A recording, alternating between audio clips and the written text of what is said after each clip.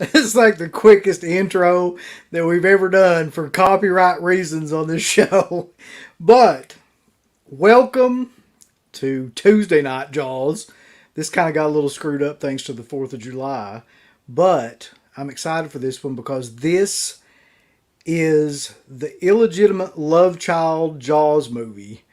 This is Jaws 5, aka Cruel Jaws.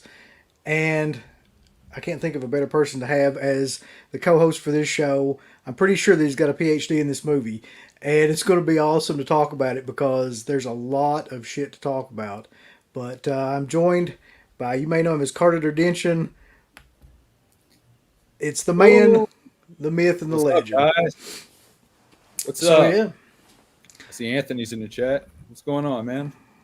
yeah, man, it's good to have you in here. This is the first time that we've actually ever done anything together. I've done stuff with a lot of people that have been on the Yeah. board and stuff like that too. So I'm actually thrilled to be doing Oh, this. yeah. And what a fucking movie to be doing this on as well. Oh, we only do the best, of course. Only the best of films. Yeah, right. Right. I mean, this is truly, if anybody hasn't seen this movie, first of all, watch the entire stream. Once you're done watching the entire stream, or watch Garrett's stream after this stream, not this stream. Watch Yeah, the stream first, motherfucker, then Garrett's like, stream here's the thing. second. That son of a bitch. Okay, first of all, the Rad Pack stuff, I'll take a shit on that thing, soul. But secondly, aside from the Rad Pack stuff, he's on an entirely different stream at the same time as we're doing this stream with like four or five other people. Like, four or five other people that do, YouTube streams as well. That piece of shit. I never thought have to compete with members of our own Dead Pit community, but here we are. You got to draw a line in the sand, buddy. Here we are. But, you know what? I'd rather talk about Cruel Jaws than that shit Yes. anyway. But this movie, in all seriousness, I can't stress this enough. As you'll soon find out if anybody hasn't seen this movie, this might be like one of the all-time bads. Like it legitimately is up there with Troll 2 and like The Room and all that, like just the ineptitude of it all, if anything. Yeah, people think that, there's just a couple of movies that are on that kind of tier list of like the Yeah. worst great movies of all time. But this is definitely up there. Like, there's a lot of hype now behind this movie as being like one of those movies, but Mm. I would believe the hype in this case because Yeah, I first heard about this movie. It's gonna sound lame, but when I was like, 8 or 9 years old, when the internet was new, I just like Google up on IMDb like movies, like Jaws is my favorite movie of all time. So I'd Google up Jaws stuff, and I remember seeing this image, and it's a Jaws 5 Cruel Jaws, and it's I don't know if it like got legally released in Japan or somewhere, but as soon as I saw it, my curiosity sparked. And even back then, like in 2004 or 5, there was like GeoCities websites talking about this movie and how bad it is. And I remember I somehow got my grandmother to buy it off of this like sketchy site that was like DVD-Rs of shit that Vinegar Syndrome and Severin would sell now. yeah. Which, like, now that I think about it, like, I wonder how many Vinegar Syndrome titles was on this like sketchy website as like, But anyway, I got it in the mail. I watched it. And even at like 12 years old, I was just blown away, like, at what a mess it is, just from jump. Yeah, I mean, I'll be honest with you, like I hadn't seen this movie until Severin put it out. I don't think, in the which would be what 2019, two thousand Dude, twenty. you know what sucked about that real quick was it wasn't until I started listening to your guys' show again when you started it that I got back into collecting, physical media, which was, financially a horrible mistake. But Yeah, it's very. but it wasn't until after the fact that I even knew that Severin was a thing and that they released the movie with that slipcover. By the time I realized it, it had sold out and it's like $150 on eBay. So it's like, but I did get the sticker in the book, which is, just amazing. It's worth, that sticker's worth every penny of those $3. Yeah, Severin won't let you get out of there without getting a sticker anyway. Like, Yeah. here's the thing though, like I've got 3 of the 4 big Severin ripoff movies, and I keep looking for the 4th one and can never find it. But here's like the quadrilogy of terror from Severin. So they had Terminator 2, which was shocking dark. Then you had, Jaws 5, which was Cruel Jaws. And then there was, okay, so Terminator 2, you had Cruel Jaws. You had, shit. What was it? Oh, Texas Chainsaw Massacre 3, a.k.a. Night Killer, I think. Which, that's the one that I cannot find. Oh, my God. I saw that on Tubi. Okay, yeah. Yeah, it's horrible. Like, it's just as bad as, like, really all these movies. Like, it's just as bad as Cruel Jaws, but it's like a slasher movie. And then Evil Dead. There's the Evil Dead ripoff one that's like, is it Evil Dead 3 or 5? I can't. One of those Evil Dead sequel things that are on there. So I've got the 3 except for Texas Chainsaw Massacre 3, aka Night Killer, and you can't find that. I can't find it on eBay. Like, I've tried a million times, but how Severin didn't get sued for as long as they did for that stuff, I have no idea. But like, I think Cruel Jaws is what pushed them over the edge. Yeah, no, without a doubt. Like, even if they didn't sell that slipcover, you put in a movie and you're like, oh, that's Chrissy from Jaws swimming, literally. That's a clip from Universal Pictures' Jaws. Yeah, I was sitting there watching it, and we're going to get into this, but like as we get into the movie, but there are so many just direct scenes from the Jaws movies, from other Italian like films that it's unbelievable that this movie even exists. Like, don't worry, I took plenty notes on. Yeah. I have a list right here of we could get whenever we get into it. I try to write down every character because this movie's like a revolving door. Just people show up out of the blue, and I got a whole list and brief description because that's all there is to these characters. It's just a brief description, if anything. And one thing I wanted to ask you about too is, did you notice that people show up in this movie and then they're just fucking like, they don't explain who they are or like why they're there or anything like that? Like, well, this is what it is. Like, for these characters show up and you don't know who they are other than, oh, this is this character from Jaws. This is this character from Jaws too. Okay. Yeah. I kind of get it. The movie's not explaining it, but they're ripping off shit you've already seen before. So it's like, well, I guess this guy behind the desk is the mayor, and Well, yeah.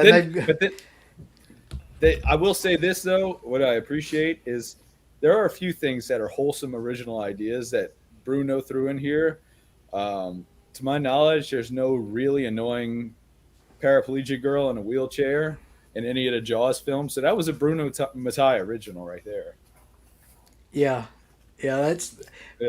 Okay, let's just go, because it basically starts off at that point. But I'll just give some background information real quick to kind of ease us into this fucking movie. But okay, so Cruel Jaws, released in 1995, direct to video. Amazingly, it didn't have a theatrical fucking release. I know that's hard to believe considering the quality of this movie. Well, we all know 95 was a big year for monster and shark movies. Man. Yeah. It was setting the world on fire in 95. And watching this movie, like, I could not believe it was made in 1995. Like, I would have thought anything in the world, I would have bet it was made in, like, the late 80s in Italy. I mean, that's the look that the movie had. You watched the other Bruno Mattei ripoff you mentioned earlier, Shocking Dark. It's about the same level of production quality as this, and I think that came out, like, 10 years before. Yeah, I mean, it's... All right. It's just ridiculous for me to think that this movie was, like...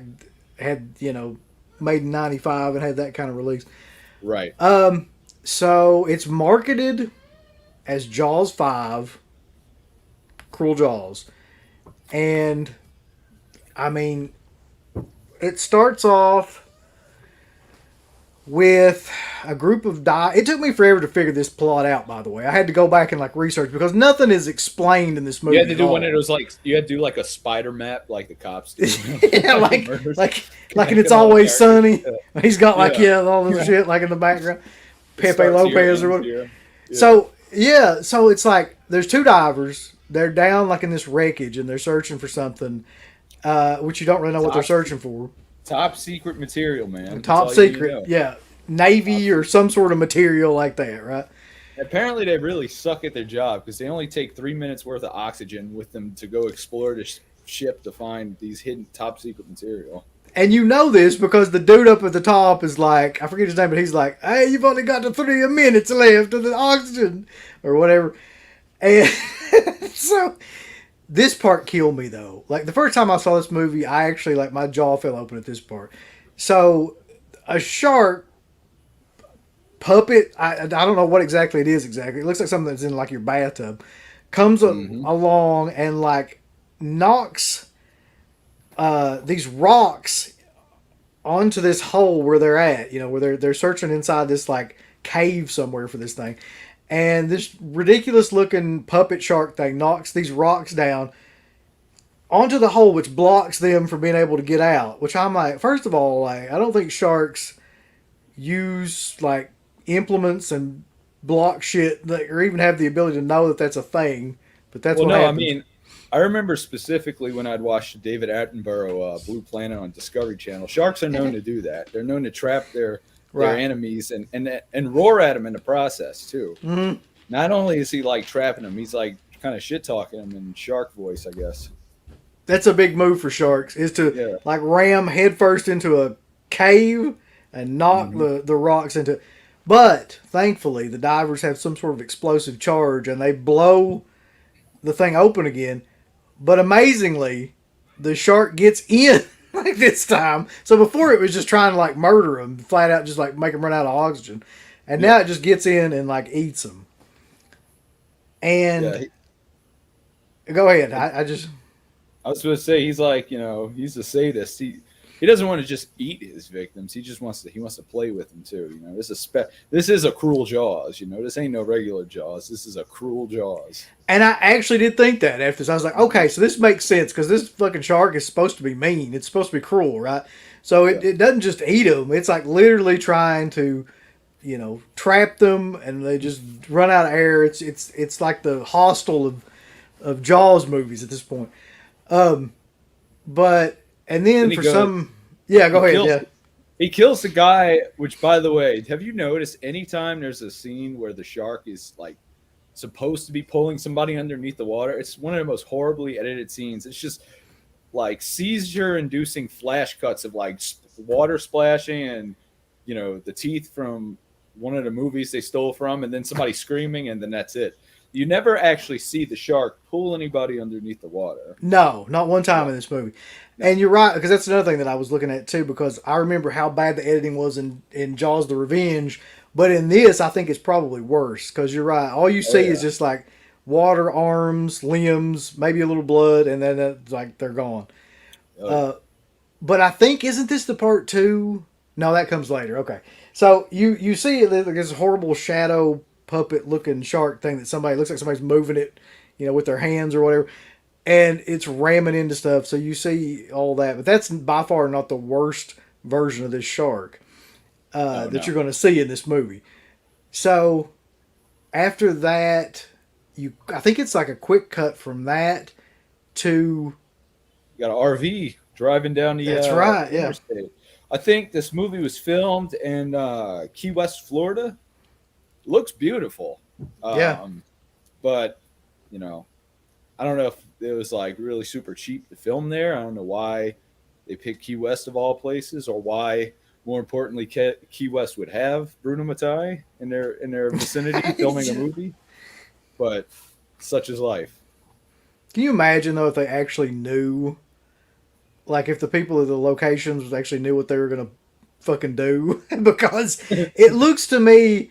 so they're driving this RV, but the point of this is they eventually wind up at this like generic SeaWorld that's like an aquarium, and there's dolphins, and it looks a lot like Jaws 3.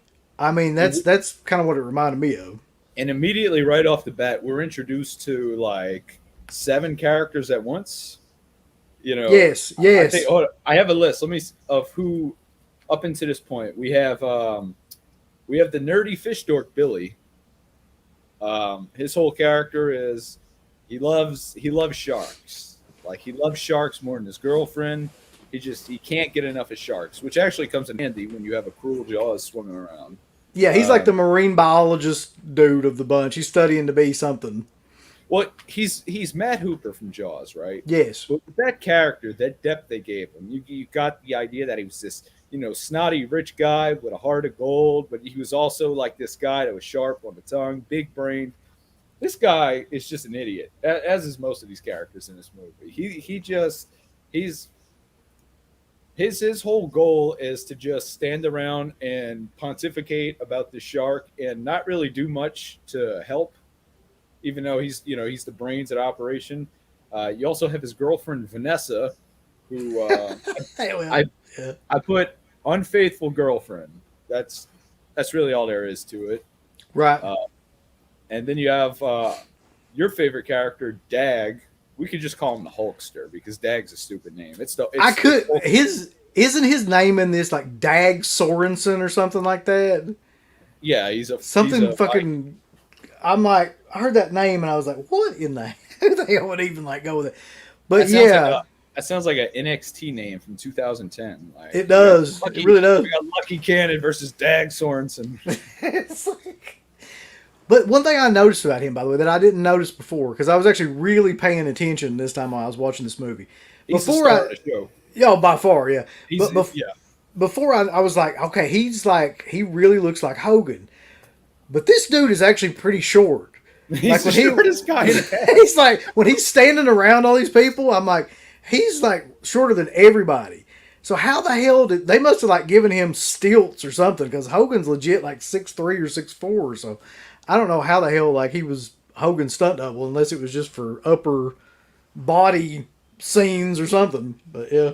He was, yeah. So, and he has, I don't know if Billy's his son. It's kind of vague, but he has two other sons. One's name is Bob. He's the main heartthrob in the movie, and boring and a total dolt. Like this, he might be the dumbest character of the movie. And then you have Dag's other son, which is not given a name. He just wears a bandana. He stands around looking mean. Yes, he does. And he talks about ripping somebody's balls off, which is a common theme in this movie. And I have a countdown of how many times somebody has threatened to rip someone's testicles off in Cruel Jaws. I bet that there's a plethora of that in this, yeah. Yeah, so that's who you're introduced. Oh, and you have the sheriff, Francis Berger. I guess when Bruno was writing this movie, he was like, "What's American? Hulk Hogan burgers." That's right, yeah. Yeah, so we got Mr. Francis Berger as the sheriff, and like they get thrown at you all at once. Like you don't even have a chance to breathe. It's just like they're whack-a-moles, character, just popping up at random.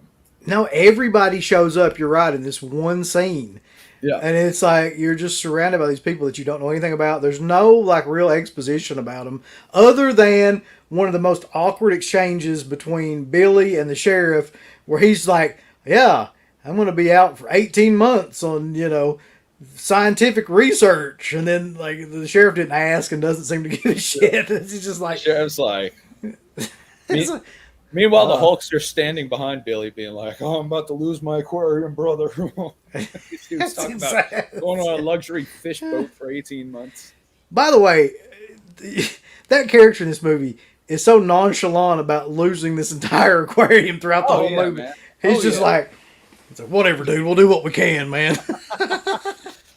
Hey, if you take your vitamins and say your prayers, anything can happen, brother. Yeah, but at no point does he seem that concerned that he's going to actually lose this. And then from the review, because you guys did a review, I think CK's favorite character we're also introduced to in the scene is Susie, the little girl in the wheelchair that, despite being handicapped, can perfectly kick her legs underwater while she's swimming. Listen, I was watching for that the whole time, and she does that no fewer than like 5 times in this movie.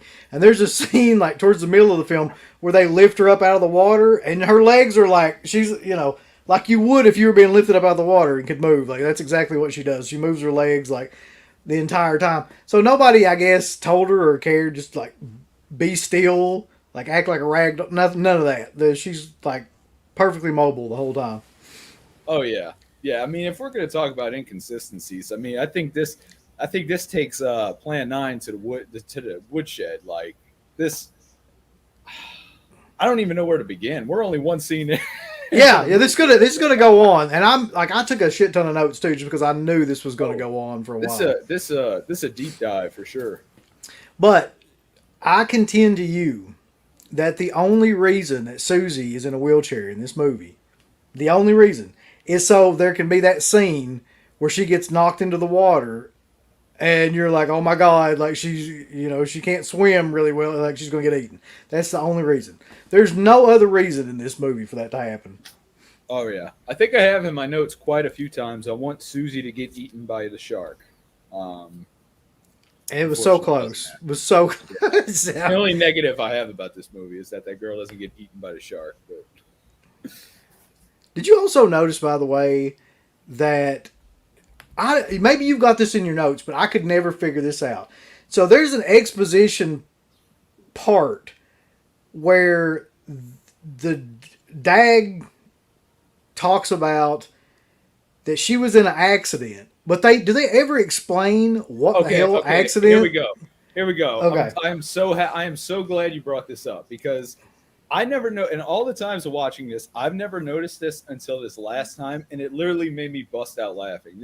This movie is the gift that keeps on giving. So you're right. First of all, the scene begins with everybody just chilling, hanging around. Like, they start the camera too early, and then they all start moving. Yeah, that's the best part. Yeah, it's like they started after they call like action, so it's like everybody's just standing in place, and then they start walking like as the camera is like, yeah. So it's great. It's super vague, but Hulk Hogan's telling Billy, he's basically had it bad. He's losing his aquarium because he's down on rent payment. And his wife died, and little Susie got into a really bad car accident, and she's handicapped, so he's in a bad spot. He says something like, I lost my life, my will to live, and most of all, Susie's smile. She will never walk again. This is immediately followed by circus clown music that's playing on the PA in the background. That's right. Like the dun dun dun dun dun. Yeah.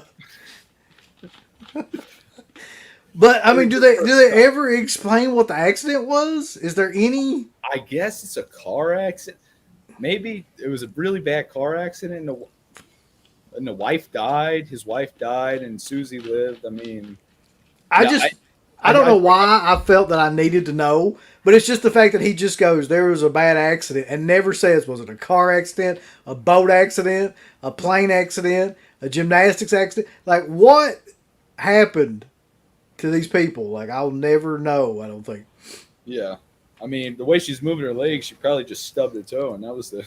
But but to give everybody some context, so because we're going to be rambling about like scenes in this movie. So the basic plot of the movie at this point is there's a killer shark around this like aquarium that this guy owns, and he's getting ready to lose it, financially lose the aquarium to this sleazy. I guess he's like it doesn't turn. I have it in my notes. He's like a 90s Donald Trump, like type cat, real estate like mogul. Once again, Bruno Mattei's assessment of America: burgers, Hulk Hogan, and Donald Trump. I mean, he's that character. Yes, that's what he is. Yeah, and he comes in and he's like, blah blah blah. This is going to be a great place for us to put the hotel that we're going to put in here once we take your aquarium. It's like that kind of situation. And the dialogue is basically exactly like that. He's smoking a cigar every scene, just in case you don't know he's the villain. He's like... Yeah, and by the way, these people show up like apropos of nothing and just start talking all this shit to this guy. There's no explanation as to who they are. Like, that explanation doesn't come for about 30 minutes later in the movie. They just show up and start like having this conversation with the owners of the aquarium. Oh yeah. Which apparently that aquarium is a real place and still exists. I looked it up. Oh, really? In a little east of Key West. So yeah, that still exists. And that's, I wonder how much of the movie was filmed like around, behind it, that that wasn't supposed to take place in the aquarium, because it looks like at most they had maybe this aquarium, a beach, and maybe like a building across the street. There's not, once you take away all the scenes they stole, there's really not much outside No, of just this aquarium and a beach. no, there's very few actual original scenes in this movie. But when there are some, man, are they really horrifically acted? I will say that for sure. So basically, Hulk Hogan, the sheriff stops by and tells him, "Hey, you have 15 days, or else we got to take away the aquarium from you." And he really is just like, "Oh well, man, oh brother, He's like, whatever will be, dude. Like we Yeah, just gotta bang and hang, bro, until all this Yeah. blows over. Let me tell you something." I can't really do a good Hogan, but I can't either, but it's great because like in every scene in this movie that he's in, that's all I can think of. It's just like that voice. Oh yeah. But So, yeah, go ahead. Yeah.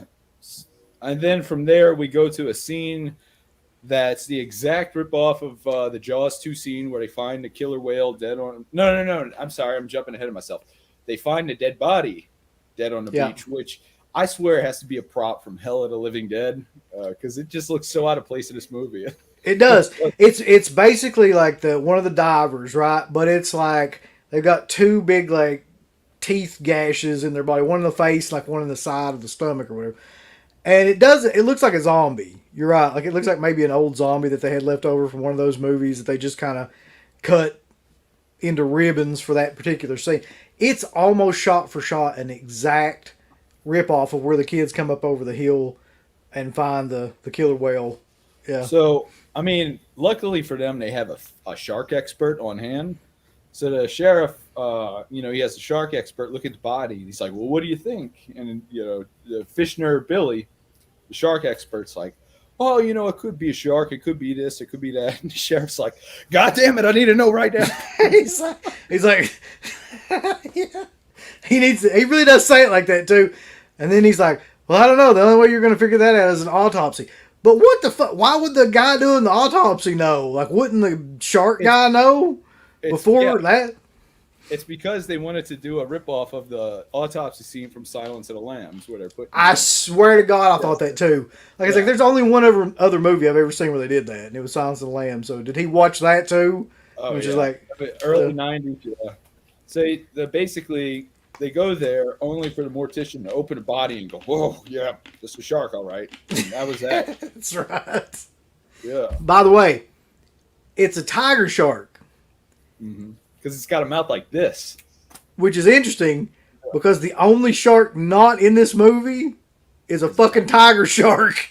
There's makos, there's great whites, there's no tiger shark anywhere in this movie.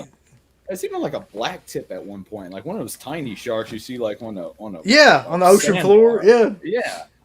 But there's no fucking tiger shark. So they insist throughout the entire movie of talking about a tiger shark, even when there's clearly no tiger Cruel shark. Jaws is a shapeshifter, man. He's like the thing. He just takes over. Yeah. Oh shit, Rambo Raft's in here. Well, there's a lot of people. I haven't gotten to any of these comments, so hold on. I'll start. Let's get a kind of a collection of who's in here right now. We got Stuntman Mark, who's always awesome. Carolina Chupacabra, who's always in here. I appreciate that. Joe Stradamus, 75. Hulkamania is indeed going to run wild tonight. Oh, yeah. Texas History Cancel 1965. Sharkamania is getting cruel. There's a bunch of people under Facebook user. I have no idea who you are, but... What's up, Facebook user? He says, can't be worse than Hammerhead. I'm not sure that I've seen Hammerhead.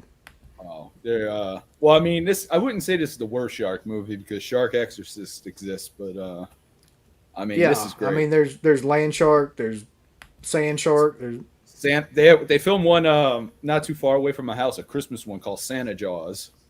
I've seen that one, yeah. Instead of Santa Claus, it's Santa Jaws. Cinemurdrum's in here. Jack Frost wants to know what we thought about Shark Night 3D. I didn't see it. Never know. I try to avoid shark movies for the most part. I gotta be honest with you. There's only a few that are like this great. Phantasmat says he still hasn't opened his copy of the illegally released Blu-ray. Well, you don't have to because this movie's on Tubi. I just hope that Tubi doesn't get sued. Somebody's getting sued. Whoever hosts that movie. Movie Junkie John's in And it's on here, YouTube. and of Yep. course Rambo. Yeah. What's up, Rambo? So, all right, we're let's see, where are we at this point? So they're going to the mayor, who the mayor is not the main villain. He's kind of like a little. He's barely in the movie. He's Yes. just mayor. That's his name, mayor. And they're basically like, look, man, the cop, the sheriff, who's hilarious because I guess he's supposed to be this big, burly, macho guy, but like he's just the whiniest fucking guy about everything. He Like is. he just throws temper tantrums. Like we need to close the beach. You know, like he sucks. No Roy Yeah. Scheider.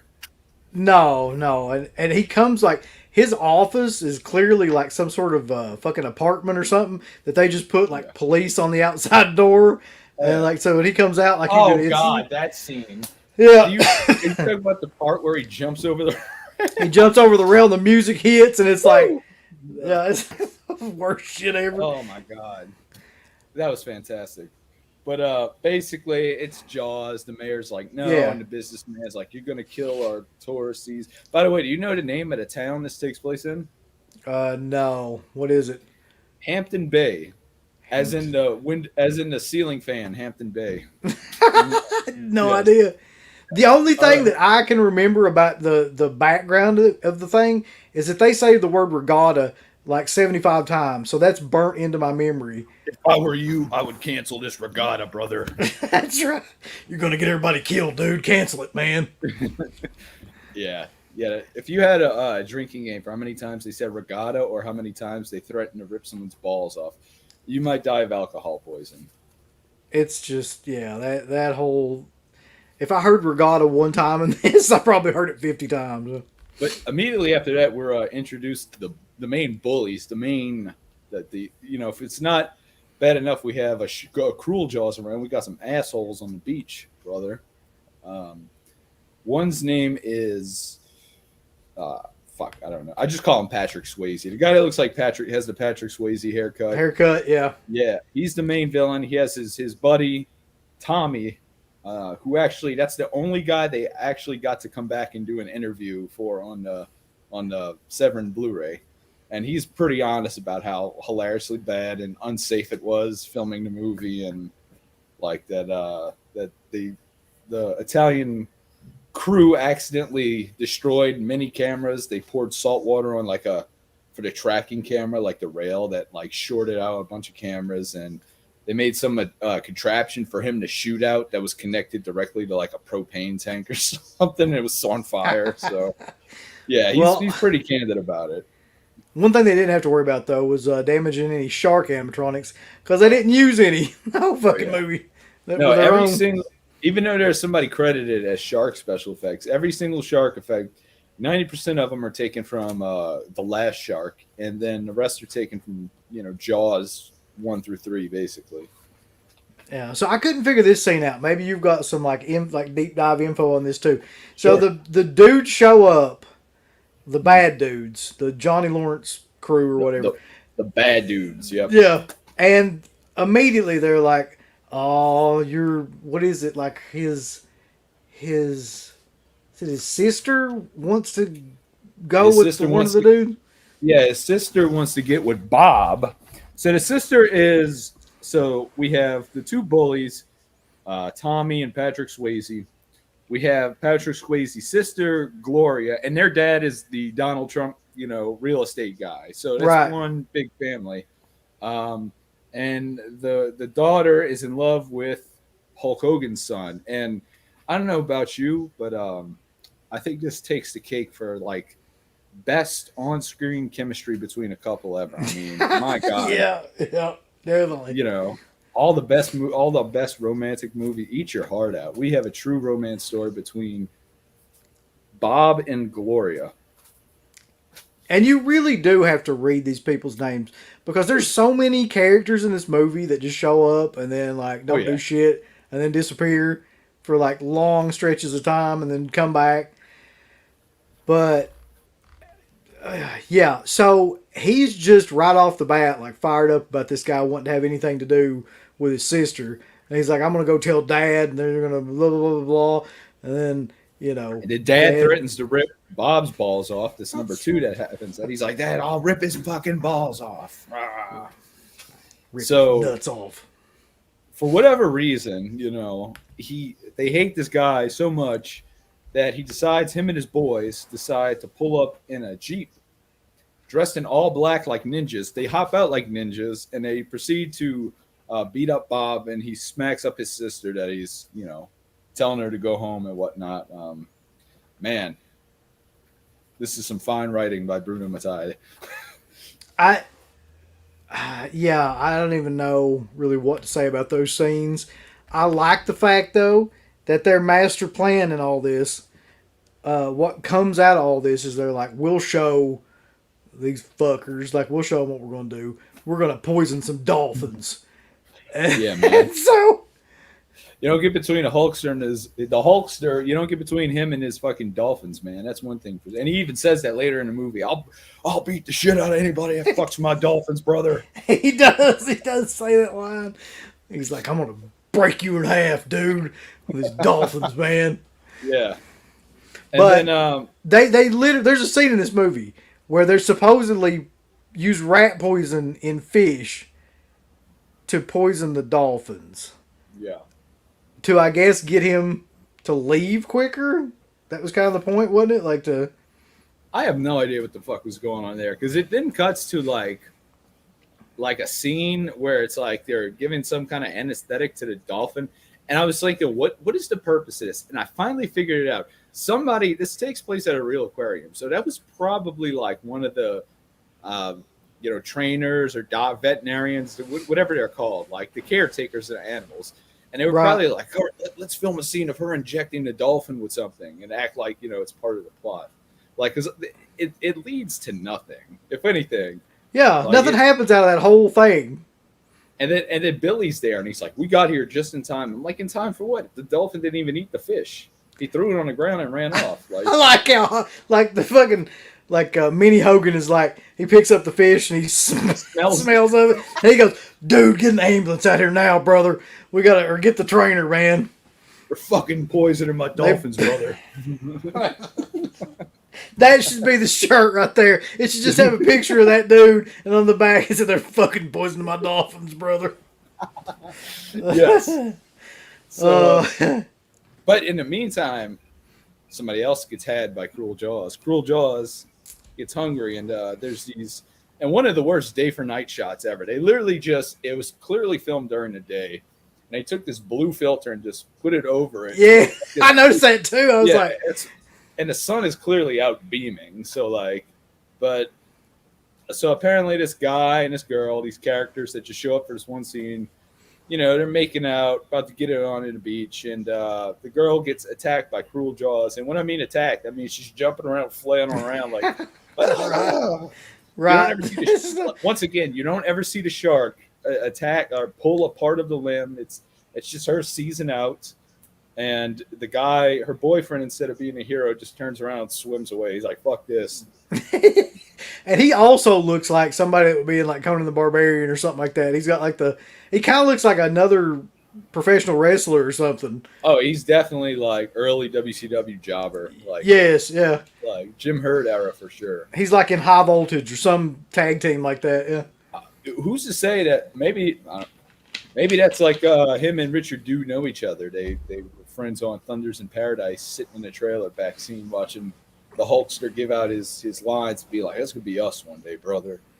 We're gonna be. By the way, brother. That guy shows up like one more time, and then he shows up at the police station, and he's like comatose almost, and then you don't ever see him again, do you?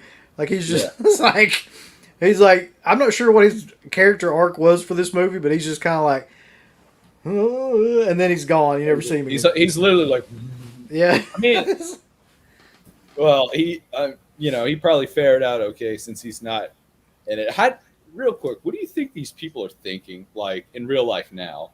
Do you think the people that were in this movie are like, yeah, it was, every Thanksgiving or family gathering, family reunion, they're like, yeah, I was in a movie once. Yeah, I actually thought about that. I'd love to, like, get that little girl, because she would probably be, what, maybe 30s now or something like that?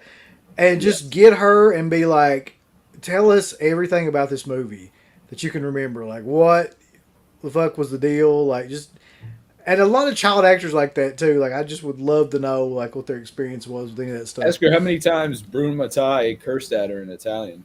You know, it had to be at least You 30. fucking little bitch, get in a wheelchair. Stop moving the legs. So yeah, and then we get to the sheriff. He jumps over the guardrail. For no, that's all. I don't know if Bruno thought that was like a badass scene. Like we're gonna have you like half-ass jump over this guardrail. It really is. Yeah, and he cuts to Billy, the nerdy fish doctor. Billy is nerdy fish doctor. I know all these. Anybody that hasn't seen this movie, if you can keep up with these character names, I'll buy you a beer because this is a chore. And they're all like really basic, like American names, like Bob and Billy, except for Dag Sorensen, Dag which Sorensen. that had to be the best idea he had though, because you can never forget that name. You can forget everybody else's name, but not that. Yeah. But Billy is sitting alone in a room watching just on a projector like pictures of sharks. He's spooked, man. He's just. I'm telling you, this guy loves sharks. This is all he does. This is what he's doing in his spare time. He's in a room by himself, watching sharks. Who would knows what would have happened had the sheriff walked in about 2 minutes later? I mean, Yeah, like the whole thing. Oh, and don't forget too. So, some of the background behind like what else is going on in the movie is that he keeps getting him to try to cancel this regatta, right? Keeps trying to get the mayor and all these people to cancel, and they won't do it, of course, because it's ripping off Jaws, and they've got to rip off Jaws. So, they're going to move forward with it, but I've never heard of this. Maybe this is a thing. Maybe it's not a thing. I can't imagine that it is a thing. But they're like, we'll just put a net around the beach or around like the whatever, like a net. yeah, what kind of half-ass thing is that? We around the finally figured ocean. it out. We're gonna put a net. We finally figured it out how to keep all the dangerous wildlife out of the beach. We're just gonna put a net, Which literally looks like a tennis net. Yeah. Like you would like. Well, but not only that, it shows net, and then it shows actual cages they're putting down. So, like, is it like I don't know. This seems very ill-conceived. This whole idea of how they're going to stop the shark. But it works out perfectly, of course. Oh, absolutely. It all works out. So, where are we? I say I want Susie to get eaten by the shark. The sheriff does an embarrassing jump over the wall. They put a police badge sticker on the door. Yeah, that's hilarious. The police door is just, there's a big sticker that says sheriff on it. Yeah. Sheriff. It looks like it's a friggin' janitor's or greenskeeper's closet, like on a golf course. It's definitely just some apartment building somewhere. But to get back to that scene, Billy tells, he's like, what do we know about sharks? You're a shark expert. What do we know? And he says, well, all we know is that they eat, sleep, and make baby sharks. Which wasn't that yeah, I was going to say, like, that's an exact, like, ripoff of the, Yeah. One of many. I tried to, there's so many I didn't get them all on here, but I tried to get the good key ones that I'm like, Jesus Christ. And you'll be sitting there watching this, by the way, and you'll be like, I know I've heard that before somewhere. Like, a lot of the dialogue in this movie, but you won't know exactly where. But, yeah, exactly. You could keep, like, a counter of all the quotes that they use from other movies in this movie. Oh, God. And there's a line from, some of the shit he ripped off of is just bizarre. Later on, there's a whole line he ripped off of Jurassic Park. In the beginning, when Sam Neill's like, the raptor, he'll bite you here, here, here, and you're still alive when it's eating you. They ripped that off. They also ripped off a line from Corky's or Porky's rather, not Corky's. That's a fucking barbecue restaurant. Porky's. They ripped off a line from Porky's. I didn't know that. Yeah, when she said about at one point they're all in this dance scene, which is hilarious. And she says something about, use your jock strap, a walnut with elastic. Oh, Jesus, that is from that fucking movie, yeah? Yeah, and I was like, that is so random. I just, the Cruel Jaws needs to be stopped. Yes, that's the point that we're getting to right now. Is that Cruel Jaws, definitely needs to be stopped before he causes further harm. So we got to get back to this regatta though, because this regatta is probably the bash of the fucking century according to everybody in this movie. And I love Oh the fact God. too. There's a scene where like the mayor is like walking around and shit, and there's like talking about the regatta. Like all they talk about this fucking regatta like it's Woodstock or something throughout this movie. Like if they don't have it, like the entire town is just going to shut down or something. But Oh yeah. yeah, No, Rambo's asking if they steal any footage from Jaws 4. I don't think so. I didn't spot anything with no, Jaws 4. that's the one thing I Barely. didn't. Yeah, There may have been like a scene or two from Jaws 3, but it's mostly the last shark. Like that's the vast majority of it. The plot is Jaws, and they have rip off scenes from it as well. But no, I don't recall Jaws 4. That's odd. no, I don't recall anything from Jaws. There's a scene directly from Jaws though when the shark comes up and opens its mouth. Oh yeah, Like when it comes up on the boat, that's directly from Jaws. Yeah. yeah. So anyway, we're headed towards the regatta. They're like the regatta's going on, the regatta. Um, and we get there. Oh no! First, the shark nets cages come in. They come in, right? Yes. And the sheriff goes to Billy, the fish doctor's house. Well, Billy, he's making out with his girlfriend on the couch. She's real into it. They're about to get it on, right? Now, if you're making out with your significant other This scene. and you is hear great. out a knock on the door and you look and it's the sheriff, the chief of police, and he's like, "Hey man, you want to help me put up some fish nets in the water?"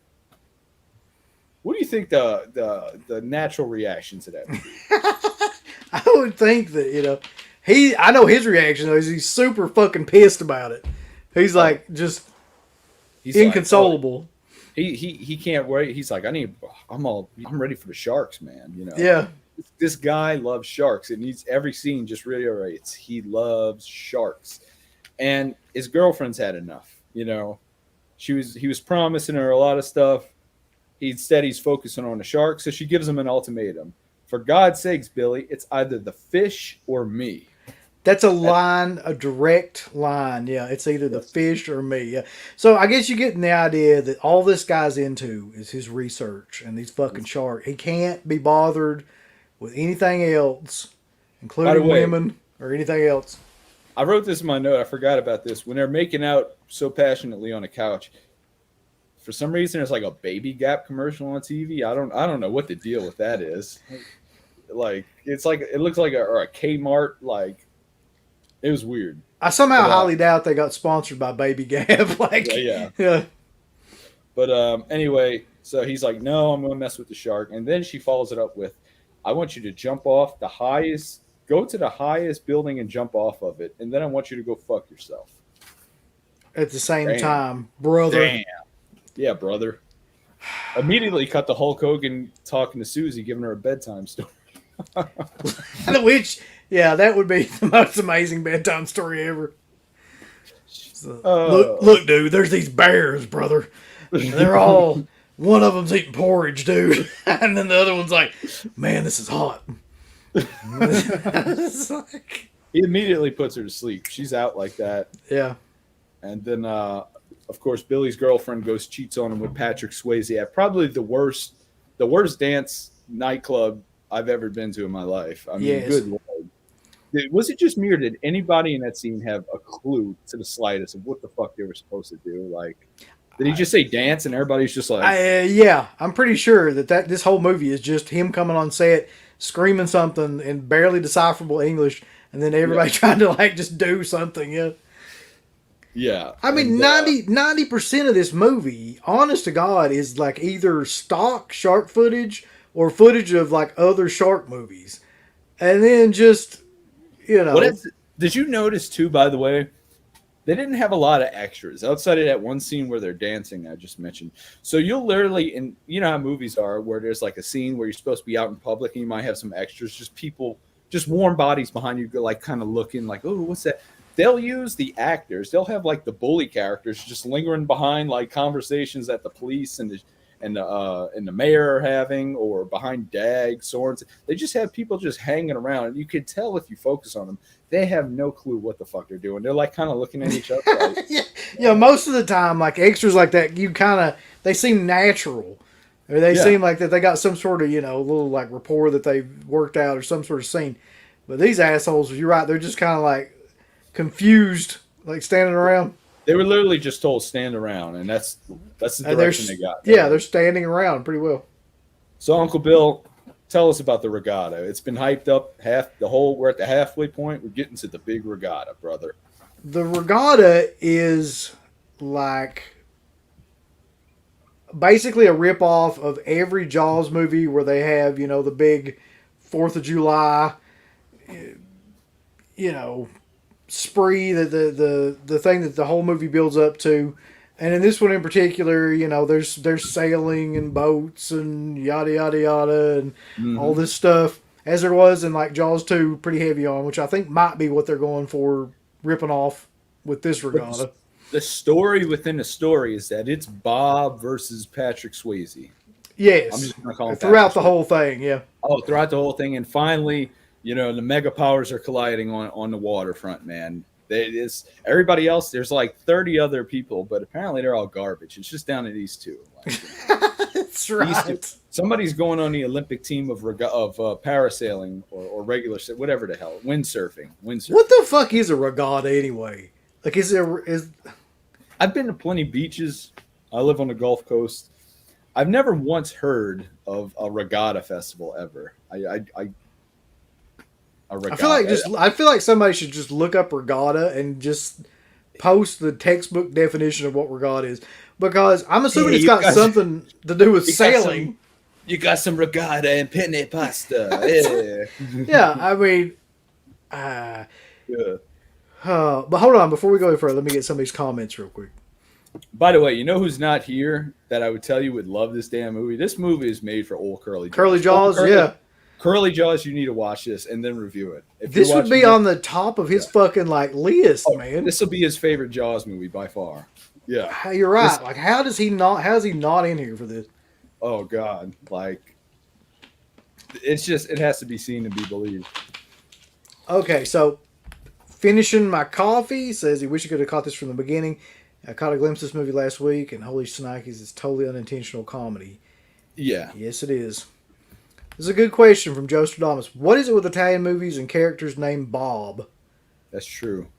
Maybe that's like, Bob. Stereotypically what they think, everyone's named. It's a good glimpse into what our European brothers are thinking of us. If I made a movie about Bob. Italy, I mean, everybody would be named Mario or, Vincenzo. Yeah. Something like that. Just name them after, like, jolly directors that you know of. We got Bava. Dario. Which is better, this one or Bruno Mattei's? I always thought it was Bruno Mattei, but it's Mattei. Terminator 2, which ripped off aliens. Well, I've seen both of them, and Terminator 2 Shocking Dark is hilariously bad as well and definitely worth the watch. But I think this one is just... this one takes a ridiculous... At least that movie he made, it's a total ripoff of Aliens and Terminator kind of at the end. But at least the costumes of the aliens were, like, different enough, and they were actually costumes they made for that movie. He had way more of a budget. This takes the cake because they don't even have that. Like, they have nothing. No. Yeah, so this is Terminator. Shocking Dark is the better. They're both shit, hilariously bad. Shocking Dark's technically the better movie, but this one is so inept that it makes that look more competent. Even though honestly, this barely qualifies as a movie. Yeah. Like, if there is some sort of requirement for how much of an actual movie you have to put into a movie that's your own to call it a movie, then this just like qualifies by that much. Yeah, I don't know, because I know Matt. I'm a big fan of Rambo Raff. I don't know if he's really into the movies that you could just shut your breath. That's the thing. There's not many like this, because nowadays people try to make bad movies on purpose, and they just really come out like I can't get into any of that fucking like any of that Sharknado or anything No. like that. It's a waste of time. The best kind of bad movies are ones that it's usually a delusional director and they have no idea they're making something that's a piece of shit. Maybe Bruno Mattei did, but Yeah, like that's the key to a good movie like this, right? To a good so bad that it's a great movie, is the director has to be completely unaware of what they're doing. And with those Sharknado movies, they know what they're doing. Like they're purposely making something shitty. But these guys thought they were making something that was actually like competent, which is part of its charm, really. Yeah, for sure. All right, let's see. So Carolina Supercar said the guy just gives him a shot and he gets better after eating strychnine. Yeah, it's fine. If you enjoy Samurai Cop, you would like this, Rambo. I mean, it's Jaws, but like a way shittier version. At the end of the day, it's beat for beat Jaws, but you know it is. Yeah. Did you know this though? That the stuntman Mark says it's hilarious that the shark they built ended up breaking down, and they ran out of money, so they just filmed it without a shark. I did not know that, but that makes total sense. It does. That's completely within the realm of this world of this movie. Fucking shark caught on fire. Let's see. Well, Horror Bengals fans in here. It's good to have you in here, man. That's true. Cynical's in here, as in cynical. The Hulkster makes everything better, brother. Wes says, "Let me tell you something, you goddamn shark." nasty wart-infested shark, dude. Dude, I forget. In your original review, he was like acting like hulking out to Cruel Jaws. Yeah, like, it's fucking shark, brother. Cutting a promo on the shark, which would be great. Okay, so here we go. Rambo says a regatta is a series of sailboat races. So that's it. That's what this was. So. Yeah, I mean, it's not a term I'm familiar with. I'm sure maybe at other parts of the country that's it. Well, you'll be familiar with it if you watch Cruel Jaws because you hear it like 3,000 times. I think it's the most used word in the movie, regatta. Holy shit! I just noticed something. We're both drinking Diet Dr. Pepper. Holy shit! Which is the fucking drink of champions for Cruel Jaws. Cheers. This is Dr. Pepper's officially sponsoring Bruno Mattei's Cruel Jaws. That's right. 1995. Yeah. Cosmo Bubba says the bad movies that are in on the joke are infinitely less fun. Yes. That's always true, yeah. A perfect example of that is Birdemic and Birdemic 2. Birdemic, they originally had no fucking clue they were making like a horrible piece of shit. Birdemic 2, they were in on a joke, and that movie is just unwatchable. So, you know, at this, where were we at? Like, you got to keep me up to date on the timeline because we're at the regatta, right? Yeah, okay. And they're getting their shit ready. Vanessa, who just cheated on Fish Dork Billy the previous night, a switch must have flipped, and she's back like looking, where's Billy? And Dag's like, hey, brother, you mind getting my paraplegic daughter off my hands, brother? Yeah. So she takes what he wanders off.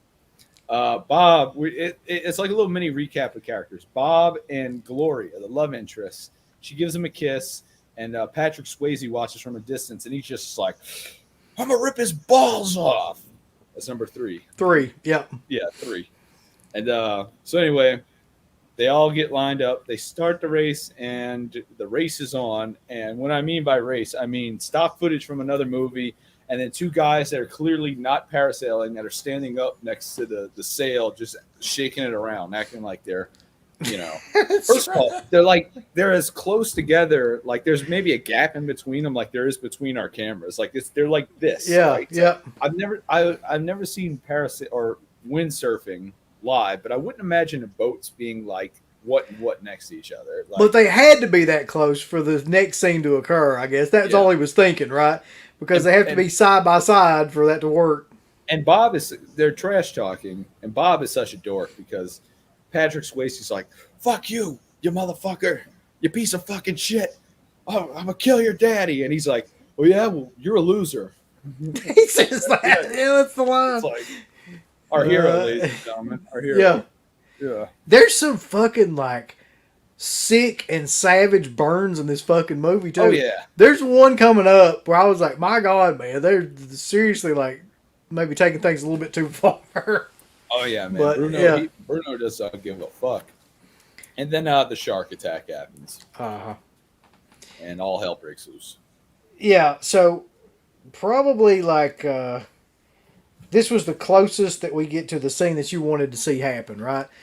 Because I can't remember how this happens exactly, but the shark comes up, it eats whoever, it hits the side of the thing and ends up like what? Like the hits something and knocks It's like a Susie into the buoy. Oh, yeah. oh. Okay, so the shark, he just starts going on a rampage to the point where he's just poking his head out of water and like grinning at him before it. He's like, he's not Right. a regular shark. He likes to eye up his victims above water before he goes down below and gets them. But according to the stock footage I saw in this movie, I guess he took a rope because Cruel Jaws is smart. He is a Cruel Jaws after all. And the rope is connected to the dock and he swims off and the dock totally separates, right? Yes. Or no.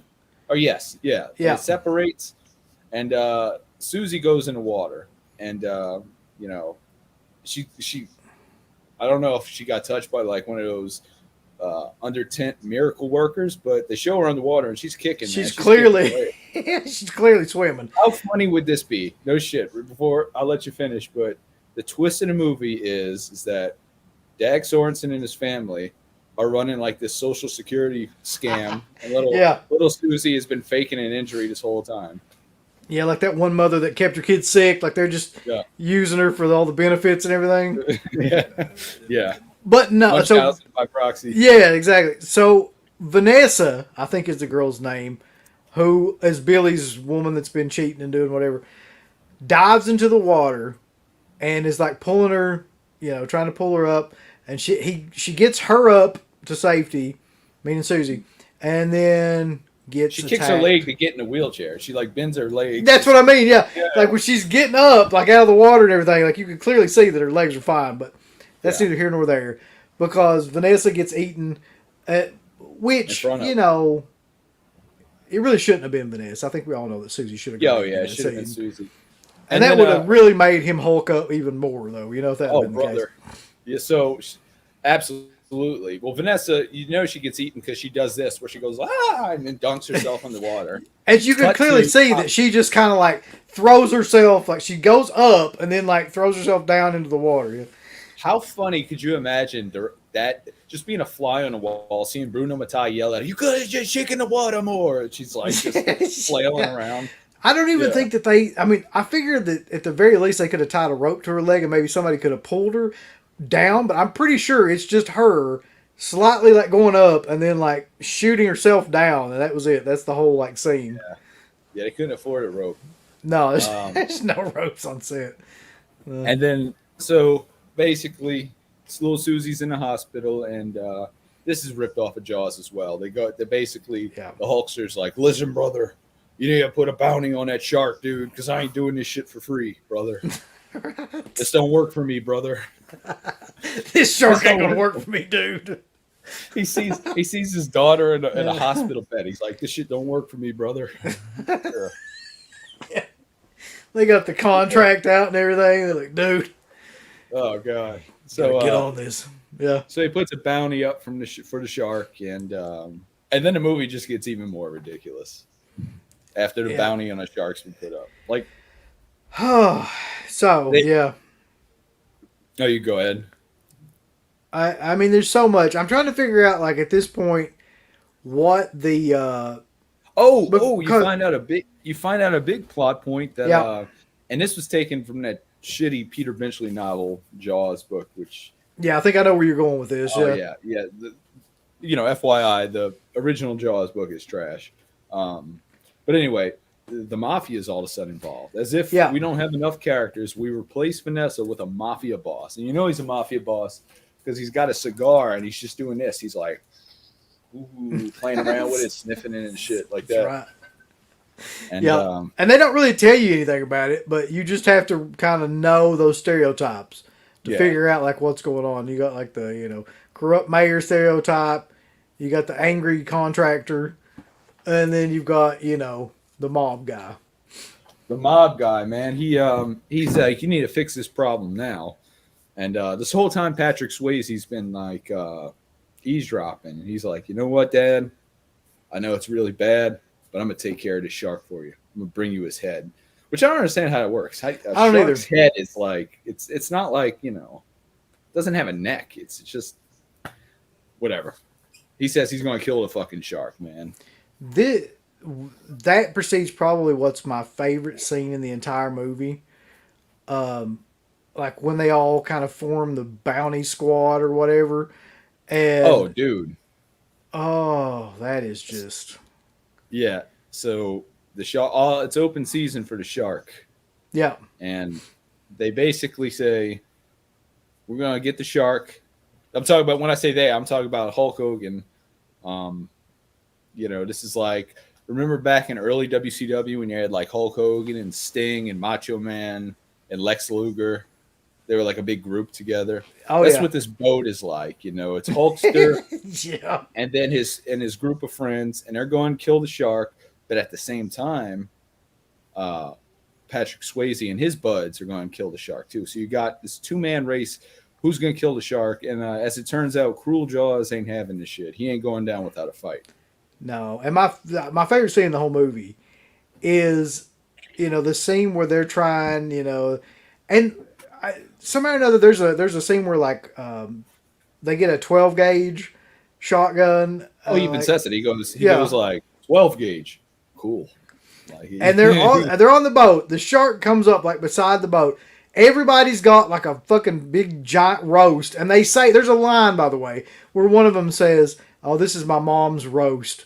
So rather than the wife's roast from Jaws, it's the mom's roast in this one. Let me ask you this real quick, not to cut you off. We know this movie has no budget whatsoever. Later on, we also see another character, and we're going to get to that scene. Trust me, we're going to get to that scene of a character dangling a roast on a hook. Do you think it was the same piece of meat in both scenes? I do. Yes, I think it was. There's no way they were buying 2 roasts for this movie. It looked identical too. They just had the same roast. So this is the part that confused me though. So they throw the roast thing out there. The fucking shark, Cruel Jaws, shows up.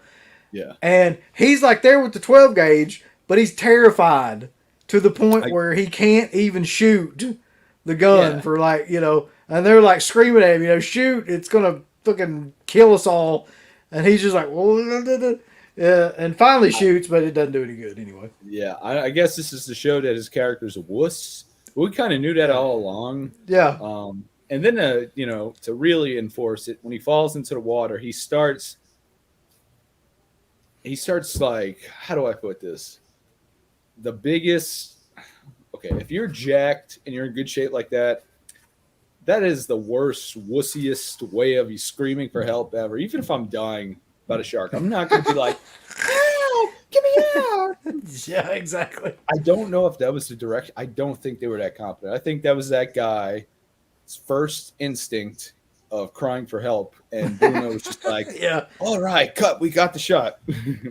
Yeah, there's no way that anybody gave him that direction, no.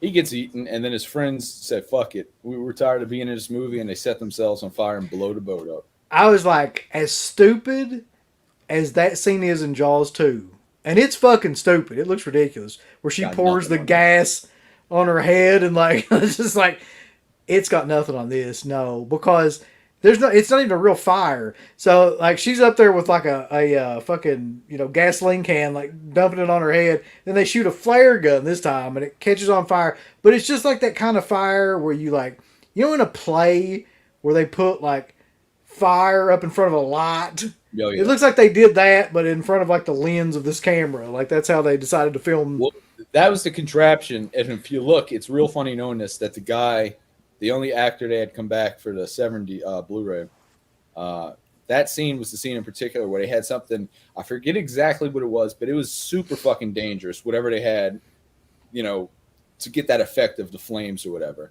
And he really? That was dangerous? Because it looks like shit. He said it was connected to something that was extremely flammable. I forget if it was a propane tank or something. But in that thing, he said when he shoots it, he hurries up and gets the fuck out of it. So when you're watching the scene, you can see him do like this and literally like just like and like run off of the camera. I've got to watch that again because Yeah. what's the point of having something be that dangerous if it's going to look like shit? Like it needs to at least there needs to be a payoff. Well, clearly they were cutting corners throughout this whole movie. I don't know. Yeah. So, but it does, at least with Jaws, too, as stupid as it is, you can kind of, it's a reach to say, okay, that kind of, not really, but okay, whatever. This makes, they have the keys to the boat. They can just get the fuck out of there. Why did they decide to just blow themselves up? Literally, just. I don't know. Like the freaking Tibetan monk just decided, all right, it's enough. Boom. I don't know why, but I can't ever get that scene of Jaws 2 out of my head, though. Of that woman just screaming and pouring gas on her head. Just, ah! It's like fucking one of the most ridiculous scenes. But it stops it. Yeah, that scene might actually top it. You're right. And so in the meantime, the Hulkster and his sons, they discover like a battleship down there under their boat because they get tied up. And for some reason, Billy, he just doesn't spit it out. He keeps going, was that the boat where? And they're like, oh, we need to go back because the lifeguard's like, we need to get out of here. And like 2 or 3 more times, he's like, but Dag, but Hulkster, isn't that the ship where? And it's like the line ends and there's like a long gap. And then Hulkster's like, yeah, no. We need to get back. We need to not talk about this battleship. That's a key point that comes out of nowhere. Cleveland or something like that? Is that what the ship was called? Yeah, the Cleveland. Wasn't. Yeah. I think that's Cleveland. right. Well, they had the Indianapolis, so you got to have the Cleveland. Cleveland, that makes sense. Yeah. Jesus Christ, I never thought about that, but they just took another city, didn't they? You got the Indianapolis Colts, the Cleveland Browns. It's all connected. Yeah, I'm sure he probably saw that it was a city, and he was like, "Well, we need another city." By the way, not to go back to the regatta scene, but I wrote my notes during that whole scene of all that chaos. You could literally put the Benny Hill theme over the scene, and it would work perfectly. You're right. Yeah, it's just a clusterfuck of chaos, but yeah, none of it really looks that great either. No. But to go back, if you remember, they find out that Patrick Swayze's dead, and then the sheriff's like, you know what? Fuck it. I've been sitting here behind my desk this whole time. I'm taking care of this killer shark, and I'm taking care of this cruel Jaws. How does he do it, Uncle Bill? How does he take care of it? I'm gonna hang and bang with this shark, dude. I've seen a lot of ridiculous shit, but this takes the cake right here. I don't know who could have ever thought of this as a brilliant idea to take care of a shark problem. So wait, this is the sheriff? The sheriff, yeah. He's like, you know what? It's time I take matters in my own hands. Everybody up until this point has made the mistake of trying to get Cruel Jaws on his own turf, the water. So why don't we go up in the fucking air and get his ass? Okay. And I'm trying to, when I was watching this, and then I went back like you did and watched the Last Shark, a.k.a., Great White.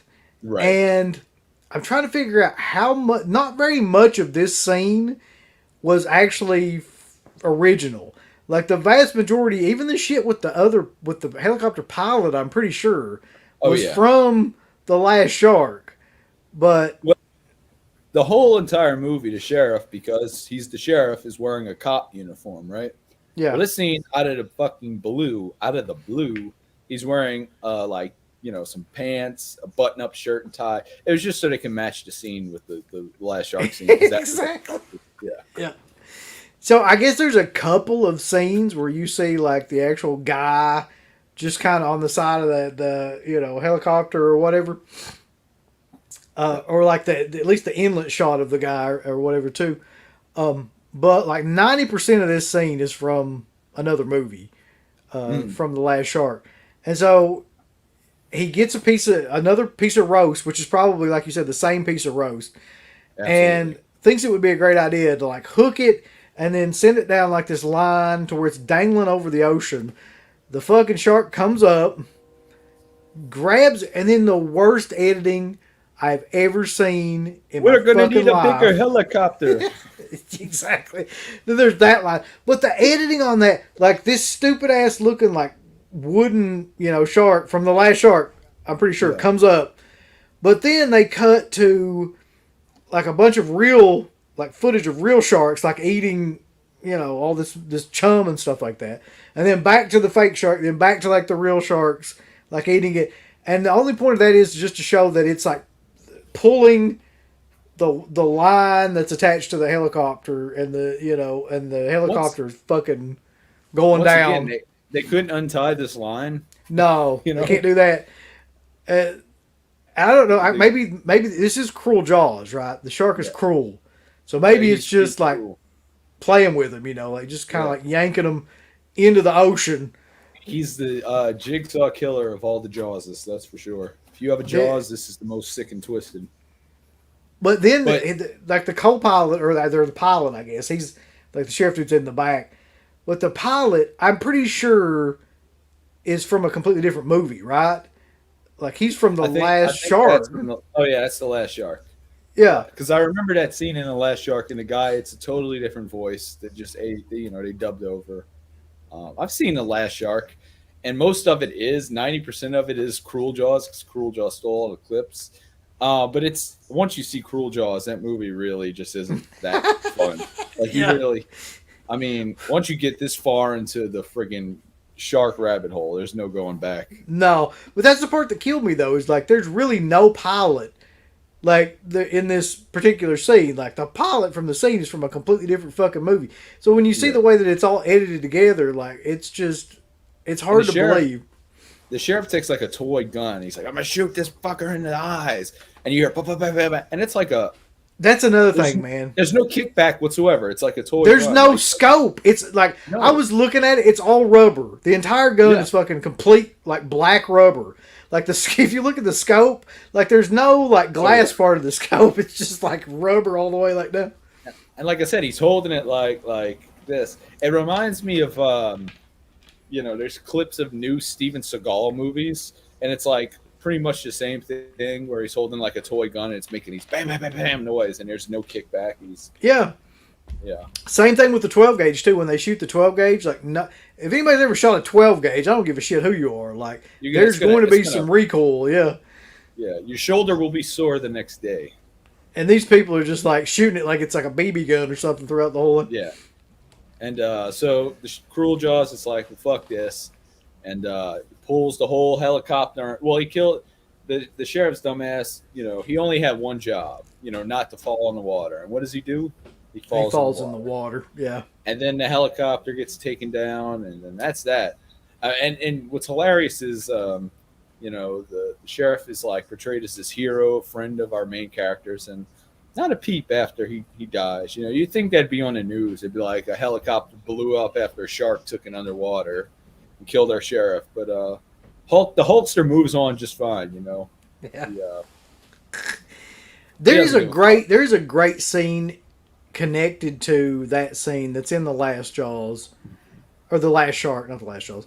The scene where the guy's hanging off the helicopter and the last shark comes up and like bites his legs off. Yeah. Now that's actually a great scene, but it is not in this movie. I don't know why. Like I seem like that they would have figured out a way to use that. It's because they didn't have a helicopter that was in the air. They only had a helicopter that was parked on the ground, so they couldn't figure out a way to actually make that work. Yeah. If you're going to steal scenes from a movie, it might as well be something halfway decent, really. No, man. You got to half-ass it, man. That's the Bruno Mattei way. Half-ass it. So the gangster, do you remember this part? The gangster comes back and he's like, I thought you were going to, take care of this problem. So I'm going to get my goons. He calls them his goons. My goons come take care of it. Which I think is hilarious, just this idea that he's semi-threatening the guy at this point now. He's like, yeah, you said you were going to take care of this, and you didn't take care of it, and like, now it's my turn, and yada, yada, yada. He also tells him, that shark, meaning the real estate guy, that shark killed my only son, destroyed my yacht, and my helicopter. So you got, only son, yacht, helicopter. It's all what and what. Yeah. He does say that exact quote, too, yeah. Yeah. I'm just amazed at some of this dialogue still, like, because I watched it, but when you hear it back like that, it's pretty fucking horrific. So that's going on. So an hour and a half into this movie, and the plot is still, we got new characters coming out of nowhere, and there's more spider webs going everywhere, right?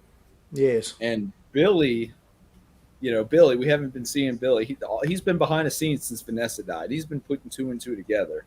He keeps saying shit. Do you remember he keeps saying shit like, it's so strange. It's like the shark is attacking and killing people, And I'm like, so it's acting like a fucking shark. Yeah, it's basically like, yeah, that's all they do, really. But Billy just pulls this idea straight out of his ass. He has no evidence to back this up whatsoever. He just tells the Hulkster, look, man, this shark is living inside of this boat, the Cleveland, underwater, and it was trained by the military to attack and kill the Russians. Honest to God, I completely missed this the first time I watched this movie. I don't know why. Maybe it's because there's so much other shit that was going on. But this idea, I caught it this time. The idea that this fucking shark is like engineered somehow to be like a fucking weapon, like an army weapon or something. But this is the worst shark of all time. Like, there's no way this would be a weapon of any kind. Like, this is the clumsiest, most goofy ass shark ever. Oh, it's a bull in a china shop. Yeah. But, come to think of it, Deep Blue Sea and a couple of those other movies may have ripped off Cruel Jaws. Oh my God, you're right. You're right. Yeah.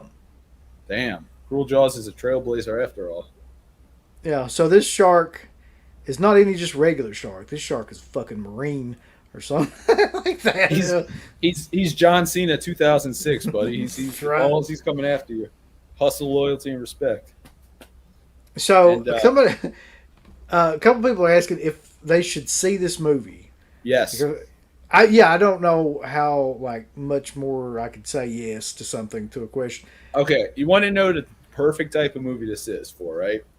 This is the perfect movie to watch when you order pizza, have some buddies over, been drinking some beers, and want to watch something fun to just fucking laugh and just because it's the gift that keeps on giving. Even when all this, us going through the whole movie, there's probably like tons of shit we're not even talking about that's going on here because it's just. There's a lot of bad movies where there's just boring parts, and I can safely say that there is not a single boring part of this movie because they just keep throwing shit at you the whole time. They're like, yeah, they're literally like, you don't like this, well, we'll fucking throw some mobsters in it or whatever. It's like, why not? They're gonna find something. They're gonna get their hooks into you somehow or another for Cruel Jaws. It's not. I'm telling you, it's not really a movie. This is not really a movie. It's they had stock footage. It's like the movie Ed Wood, what to kind of make of all this stock footage I have my hands on. Yeah. And they just took a bunch of stock footage and half-baked ideas, threw them in a blender, and whatever they poured out is fucking Cruel Jaws. It's fucking something about it though is so amazing that they were able to take like 5 or 6 different movies and edit them into something and then bring in Minnie Hogan and all these horrible day player actors and just make this into something just. I don't even think these ridiculous. Are theater actors, dude. No, I'm not sure these people ever acted. Because you can spot in a bad movie, you can spot the one person that you're in a really bad movie. There's usually 1 or 2 people. It's like, okay, that's like a local theater actor. They kind of know what the fuck to do. This just looks like they just fucking. Hey, who wants to make a movie? Yeah. I don't even know if they had catering. They probably ate that roast they use. They didn't have catering on Cruel Jaws. There's no fucking way. Yeah, the final day of shooting, they ate that roast they had used in 2 scenes. They're like, all right, it's dinner time. I'm saving up. But the ending of this movie, by the way, is the lamest fucking ending to this movie. I was just really expecting something, because to this point, it's been hitting it out of the park. And then you get to the end, and you're like, oh. What? The ending, that's the only negative, is that the ending is kind of a snoozer. It really does peak with the helicopter scene. Yes, that's the scene it peaks with. And then after that, it kind of just teeters off. Really, it's just like they're kind of scuba diving, tying knots. And it's like, this is there's no tension. Oh, but before that, I can't believe how we forgot this. So they figure out where the shark is staying. It turns out the gangsters, the goons, they're like, hey, we need to see we got to get to kill this fucking shark. And they come out, and they're big jack dudes. They definitely, can whip some ass. but they're wearing the most ridiculous swimwear I've ever fucking seen in my life. It's like spandex neon colors with pinstripes, and these are supposed to be our mafia hitmen. And they bite the dust immediately. Cruel Jaws comes out, has one of them in his mouth, and then kills the other. Which that's another scene from the last Shark, Yeah. which is actually a pretty cool scene for 1981 or whenever that came out, early 80s. Well, have you ever heard the story about the Last Shark? Its history, that it was actually a wide release. They got sued by Universal for plagiarism, and they pulled it from the theater. No, I'd never heard of that. Yeah, so it was a wide release, and Universal, like, basically, it was out for like 2 weeks, and they sued the ever-living fuck out of them where they had to pull it. And it really doesn't make sense because, yeah, it's a ripoff, but when you watch it, it's nowhere near this movie. Like, there's no. Maybe I think the closest is that Vic Morrow's in it, and his character is dressed exactly like Quint. So maybe that might have been the pushing point. You know, they have like a copyright on that. Maybe they did on that design. Yeah. If there was anything that would have been like it would have been that moment, but or that character rather. But yeah, that movie's actually competent. It's not anywhere as fun as this. I wouldn't recommend it. I wouldn't be like, The Last Shark. It's a better made movie, but it's not gonna keep you on the edge of your seat like Cruel Jaws. No, I don't think that there's any other shark movie, and so people have referenced a couple other movies on here, but I somehow doubt there's any other shark movie that is this fucking comedically bad and that it's great. Right. Like, I feel like this is the pinnacle of killer shark movies. Yeah, because there's tons of, it's the easiest movie to make, I guess, for schlocky, shitty shit. Just to wrap up the ending, they kill the shark, they get the reward, and they get their aquarium back. So really, it's like a Hardy's Boys episode. That's right. With a fucking shark. You know, that's what it was all about. But there's tons of bad shark movies. Matt, if Rambo's still in here, probably the worst one is just this one called Shark Exorcist. That was really just a front for some guys like weird fetish of having, young women seize and puke on the ground. Oh, Jesus. Yeah. Is it Fred Vogel? It was also Fred Vogel's fetish, I think. August Underground, Sharkamania. Jesus, man. Like, interesting story, though, about this movie, though. But like, to just talk about a little bit about the history of this movie, too. This was originally scheduled to be put out by Scream Factory. Yes, I remember this. Yeah. It was a double. It was like with some man. Was that was when you guys were on hiatus, right? Around that time? I'm pretty sure. I'm trying to think of what the other movie was. I know I had seen something about this. Hold on, I can find it on here. I know why. Because CK, I remember, posted something about this on Facebook. And he was like, "Who wants this shit?" I remember commenting, being like, "Believe it or not, you want Cruel Jaws, like That's hard to believe, yeah. Yes, whether you know it or not, this is definitely something you want in your collection." But I was like, "There's no way they're gonna release it." I had that bootleg DVD-ROM forever because I'm like, "There's no fucking way anybody can release this movie." Well, yeah, and that's the thing. This is what blows my mind. So, okay, Scream Factory cancels the release, right? So it was supposed to be a 2-pack with the Exterminators. That was the other movie. And they cancel it because there's no way in hell that they can release this movie because it's got so many other copyright movies in it. But then Severin is just like YOLO, and they're fucking like just in 2020 just put it out with a goddamn slipcover that has Jaws 5, and I'm pretty sure has the Jaws shark like on the front. Oh yeah, I left it inside, but I was like, I knew. And I missed out on a slipcover, and I wish I knew about it beforehand. But as soon as I saw that video of CK showing his, I'm like, I need to get it. And I bought it immediately because I'm like, there's no way this is going to last. I'm like, I don't know if they're just going to sell out and then just kind of quietly be like, oh, we never. And then I was just like, there's no fucking way. I bought the little book, which I haven't read, and I'm sure is hilarious. And then sure enough, like a year later, like, there was somebody mentioned that on Twitter to Severin, and they responded back, "Oh, we never got into a lawsuit with anybody talking about the Cruel Jaws thing." Yeah, and I'm like, okay, that is so bullshit. Like, you released a movie with their footage in it. Like, no matter what, there's Jaws footage in this movie.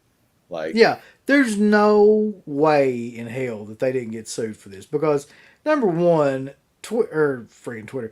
Number one, Severin would be already like releasing this movie over and over and over again with the yeah, slipcover again and like any way to make a dollar. And you don't see this movie anywhere like on Severin anymore, like the slipcover or anything else. Like it's just not happening because they know that they can't do it, man. Like there's no way. But yeah, it was risky. I don't know, and like I said, as soon as I saw that they released it, I jumped on it because I'm like, this isn't going to last long. Because even Shocking Dark, like Rambo Raff brought up earlier, that movie you can release dark. There's footage, yeah, they ripped off the Terminator, but I mean that's or Aliens, but I don't think anybody's going to bother with that. But this, on the other hand, has the footage in it, and it still does. I know that somebody was saying that when Scream Factory was thinking about releasing it, people were saying that they had the option of pulling all that footage out. Which, if you did that, then you would be left with pretty much nothing. You'd be left yeah, with people standing around talking about this cruel Jaws.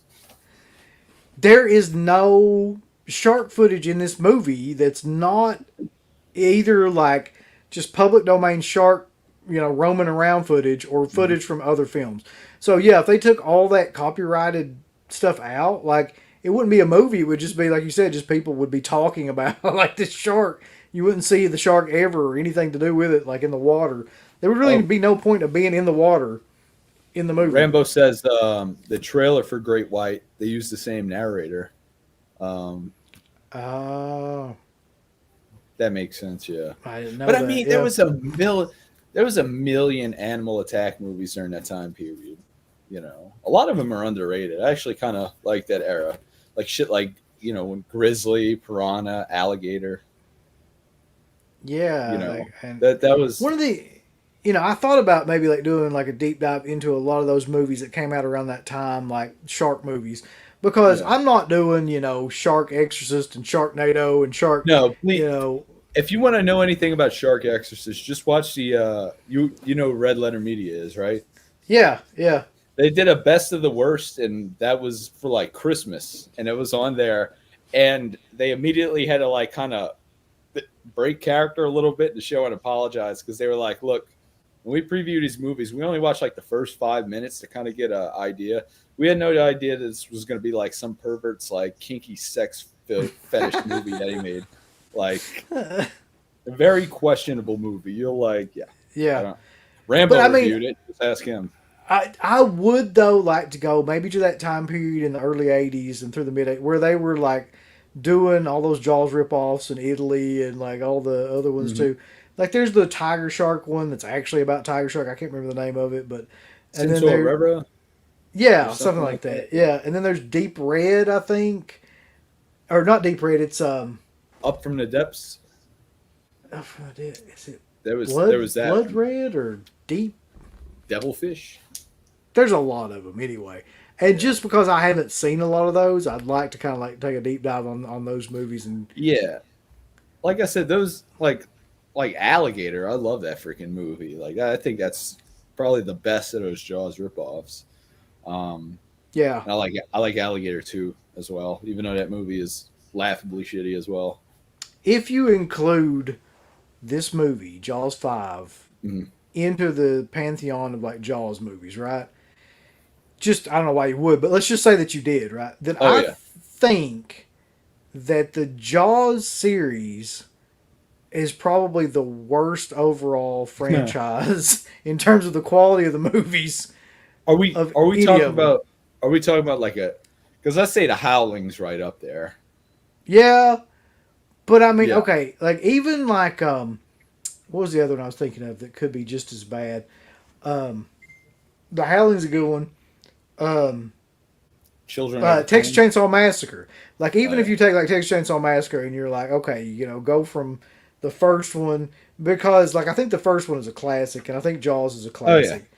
But there's very few movies where the first one is like a huge blockbuster kind of classic like that.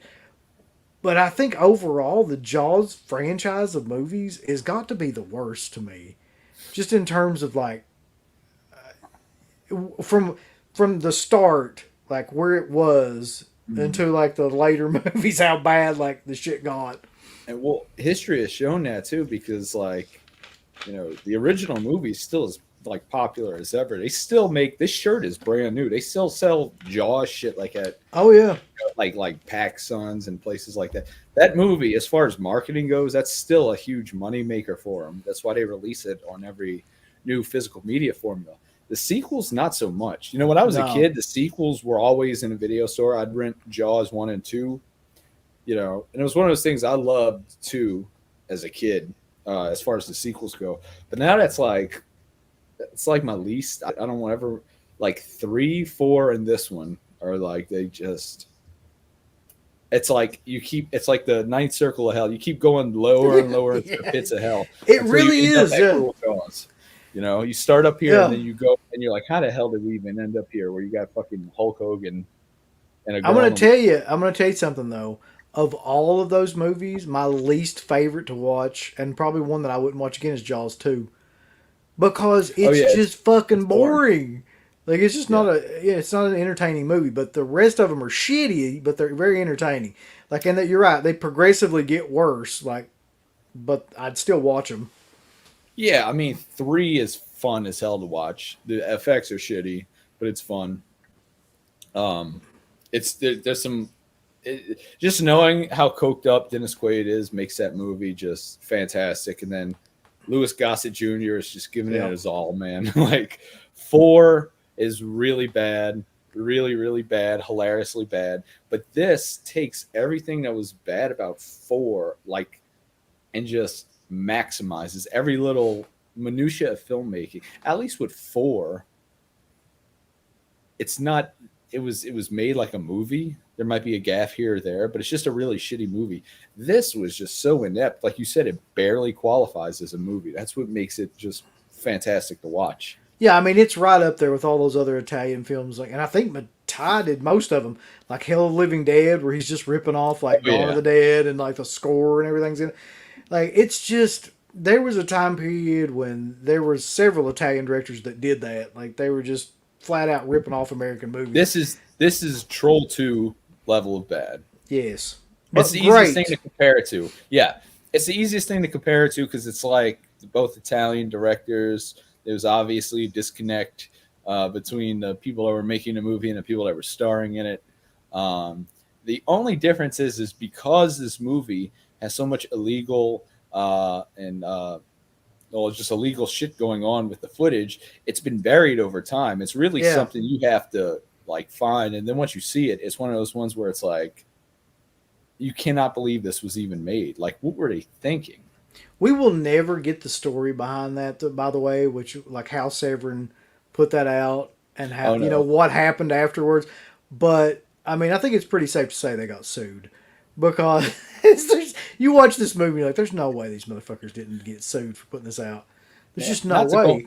not to go on a little tangent. Do you think they had like I don't know how exactly it works. So I'm not gonna pretend to, but do you think they had like maybe like a certain catalog of movies down the line that they were working on that got yanked? Because it seems like they really are just releasing like, and they always release shit, but now it seems like they don't have like anything. I I'm mean, assuming that maybe they had some sort of deal with Universal, yeah, um, and then like that was kind of what they were hedging everything on. Yeah, and then after that, like, the part I can't figure out though, and that nobody's ever really fully explained to me, is that movie was up for like a year before it got taken down. So, what was the thing that set you know Universal off? Like, what was the tipping point? Did somebody yeah. just discover it? Like, Because at that point when they got Drop Dead Fred, the slip cover was already sold out. It wasn't on the web because only the slip cover has the uh, yeah, actual Jaws shark on it. yeah. Like the one that's the thumbnail pic of this video is the shark that's on the DVD. And I don't know. I don't know if they saw something and they had one of their guys look into it and be like, we got a problem here. I don't know. I just love to know the backstory behind that. I'll never know for sure. Because they'll never say, but I would love to hear it. But anyway, let's do some of these comments real quick. Yeah, So, let's see what the people have to say. TJ Frizzy says Jurassic Shark might be the worst shark movie. Have you seen Jurassic Shark? No, you see, I mean, I'm not like, contrary to my love of this movie, it's just this movie. Like, as far as shark, like, bad shark movie goes, I mean, I really, yeah, I don't know. I feel as though, for the most part, it's low-hanging fruit. Like, it's just, Yeah. it's the easiest thing. Might be great, though. I could be totally wrong, so, I don't know. It's just not something to seek out. Caroline Chupacabra says it also has music from Star Wars, like the main theme.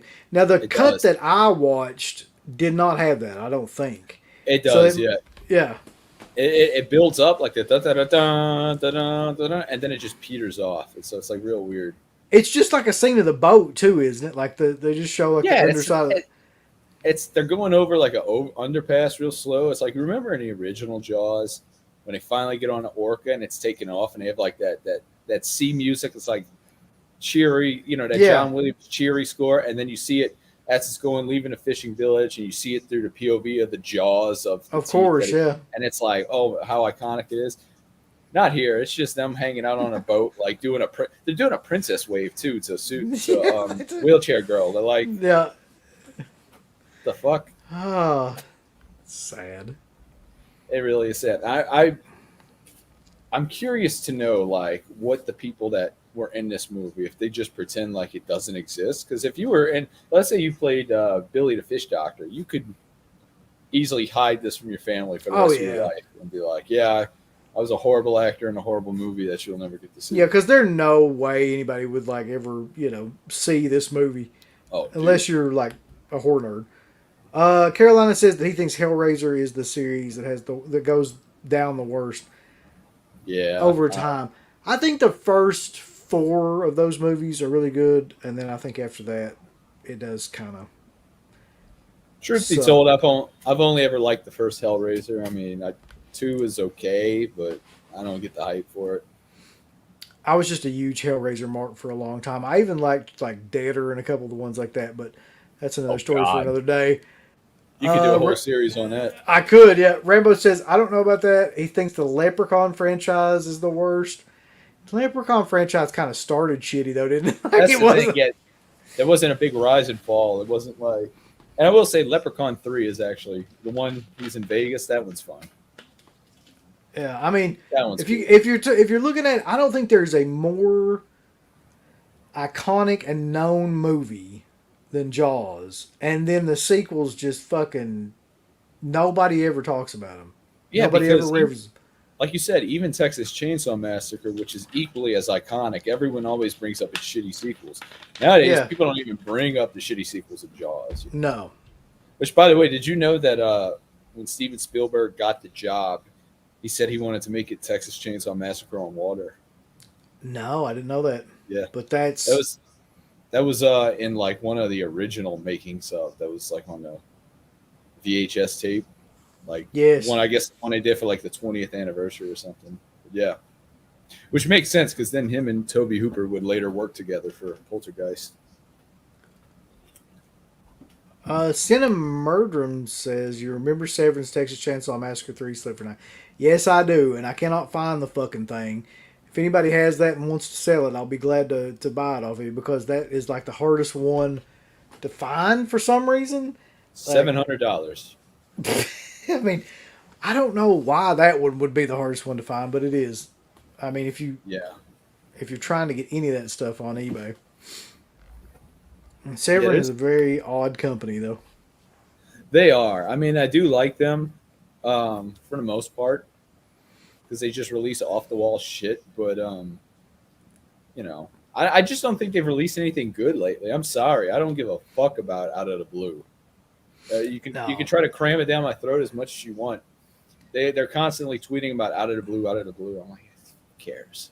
It's been months and months since they released anything that I would even consider buying. And they don't do the thing like Vinegar Syndrome where they release stuff every month. So, I mean, you go long periods of time waiting for them and then they release some shit like they did this last time, which is just... And whatever the shit was they released was like Caligula, Yeah, that's not even... Just the worst type of movies ever. Oh man, they're the greatest. They're the greatest ever.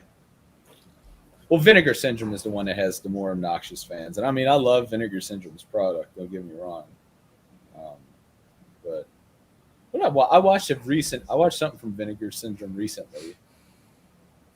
Oh, that I popped in because I got it with the package. That Voyage of the Rock Aliens. Oh yeah, yeah, yeah. How is What? that? It's I don't. It's a fucking musical from beginning to end. Oh damn! Yeah, It's got Craig Sheffer in it, doesn't it? The guy from Nightbreed. I maybe. To be honest with you, it's sort of like this movie. Characters just show up at random, but they break in a song and dance, and Oh great! yeah, yeah, it's Yeah, I got that too. So I was wondering, like, just as a part of the package, I was wondering what that would be like. Well, we're going to eventually do a Vinegar Syndrome haul package if everybody get their shit in. That's the problem with Vinegar Syndrome and Severin, though. Like, you have to wait. If there's 4 people, chances are one of them won't get their shit for like 3 months. So you have to wait until like they all get it. Now I'll say this. I'll say this. The only way you could follow up Cruel Jaws is with Ebola syndrome. Well, Ebola Syndrome is coming.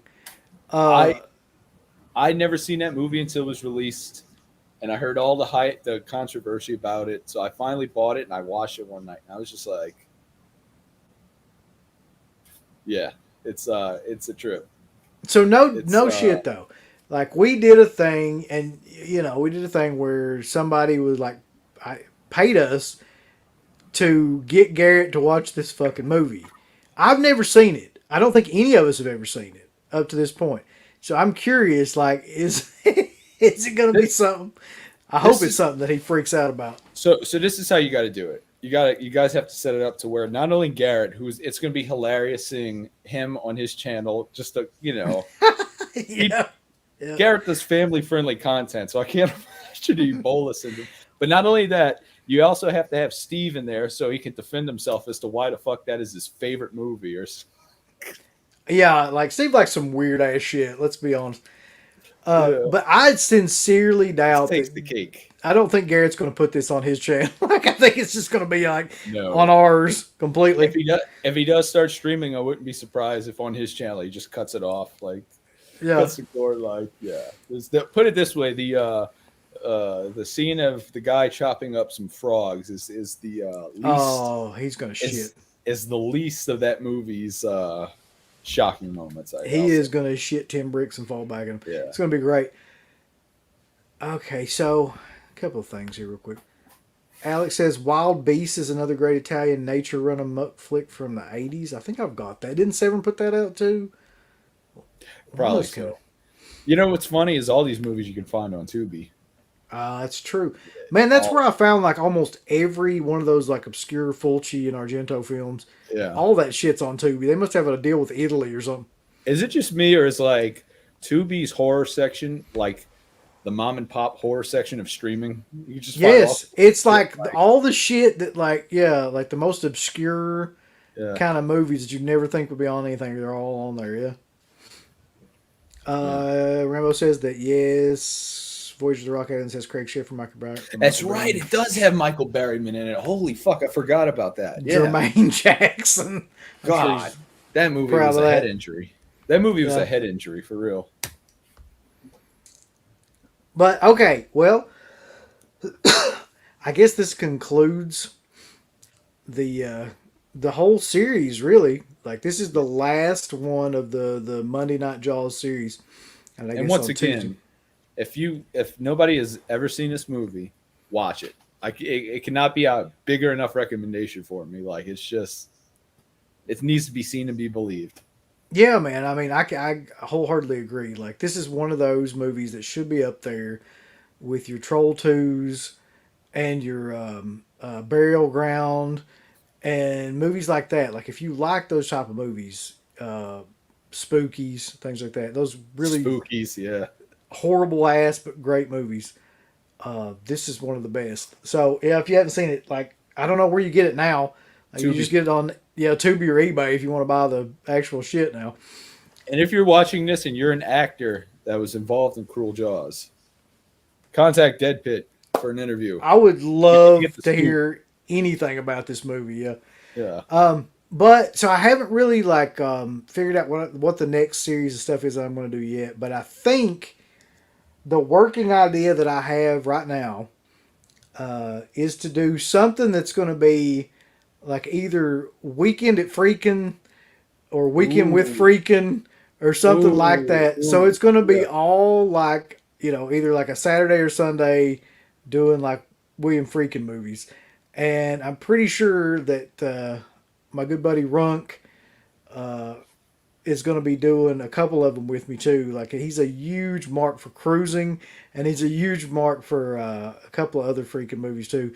So he really wanted to do a couple of those too, and that's kind of my next foray. I don't know when that's going to start, but That's a it'll good definitely be pick something to do.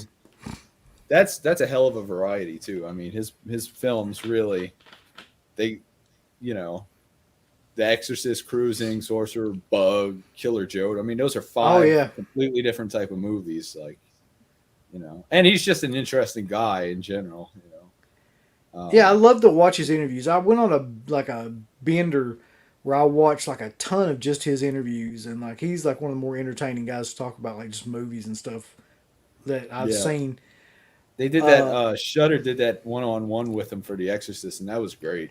It was just literally him as like shoot interview style, and it was more like his retrospective of that whole movie. And yeah, for a guy that's as abrasive as he is, he kind of came across in that one interview as kind of like being more humble and about how he worked with him and William Peter Blatty's good collaboration together, and definitely yeah. worth checking out. I think it's called Leap of Faith. It is. It's one of my favorites on there, Leap of Faith, and they've got Yeah, another one too. That's like he's got a documentary just about him. I can't remember the name of it. I think it's Freaking Uncensored or Freaking Uncut or something like that, right. and that's a good one too. But yeah, they call him Hurricane Billy for a reason because he was just like just one of those Mm. guys. Like once you watch the interviews with him and stuff, he really doesn't cut corners or he's not indirect at all. He just tells people exactly what he thinks. Yeah, out of all those guys that came out of the New Hollywood era, he definitely wore that on his sleeve the most. That he was Yeah. the new generation. So you're right though. Like in terms of like the movies that I could do for that, there's such a variety of them. I mean, you've got The Exorcist, you've French got Connection. French Connection, you got Sorcerer, you got what is the one To Live and Die in L.A. You That's got a good that one. Yeah, one. Yeah, you've Bug. got Cruising, you got Bug, you got Killer Joe. Yeah, He did the one recently that was like an exorcism documentary. I mean, there's a thousand different things you could do. So yeah. I'm going to be looking for co-hosts for that thing too when that gets started. I'm assuming it'll probably be about 2 weeks. So if anybody's interested, you have a particular freaking movie that you want to do, let If me know.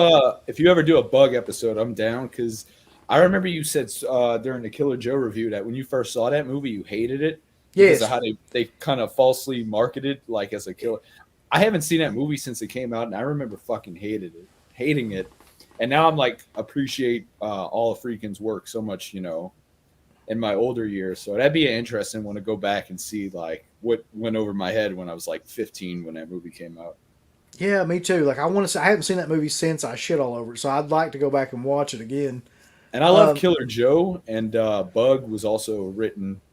Killer Joe and Bug were both Tracy Letts plays, so it's like interesting to see how similar it is to Killer Joe. there was one that he did that I could not fucking believe that he did.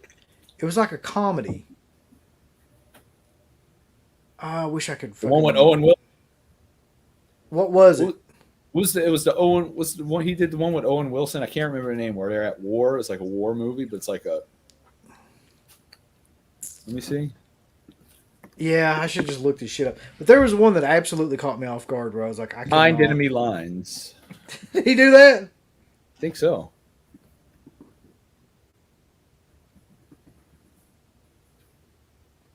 Hold on, I'm gonna look up William Freakin's fucking career here. Oh no, he didn't. Shit, I'm wrong. I'm wrong. What the hell did he direct? It was. I did not see it coming, man. It was Oh, something off the oh, wall. Blue Chips. That's what it was. It was a Okay. comedy. He directed the fucking Nick Nolte basketball movie from the 90s, Blue Chips. I was like, when I saw that, I was like, I remember watching Blue Chips when I was like a teenager and everything. I would have never in a million years thought that that was William Friedkin that fucking directed that movie. Yeah. But it's a good movie, and I might actually pick that one too, just because it's been probably 20 years since I've seen that. And from what I recall, it's got Shaq in it and Penny Hardaway, and it's like a just about people taking bribes, like players taking bribes and money and all this stuff from recruiters and all this. So it'd be interesting to go back and kind of watch that again. But Yeah. Before we go, I just remembered that I don't know who it was in the chat, but somebody had a great suggestion. What's that? You and Jay Real doing a Freddie Got Fingered commentary.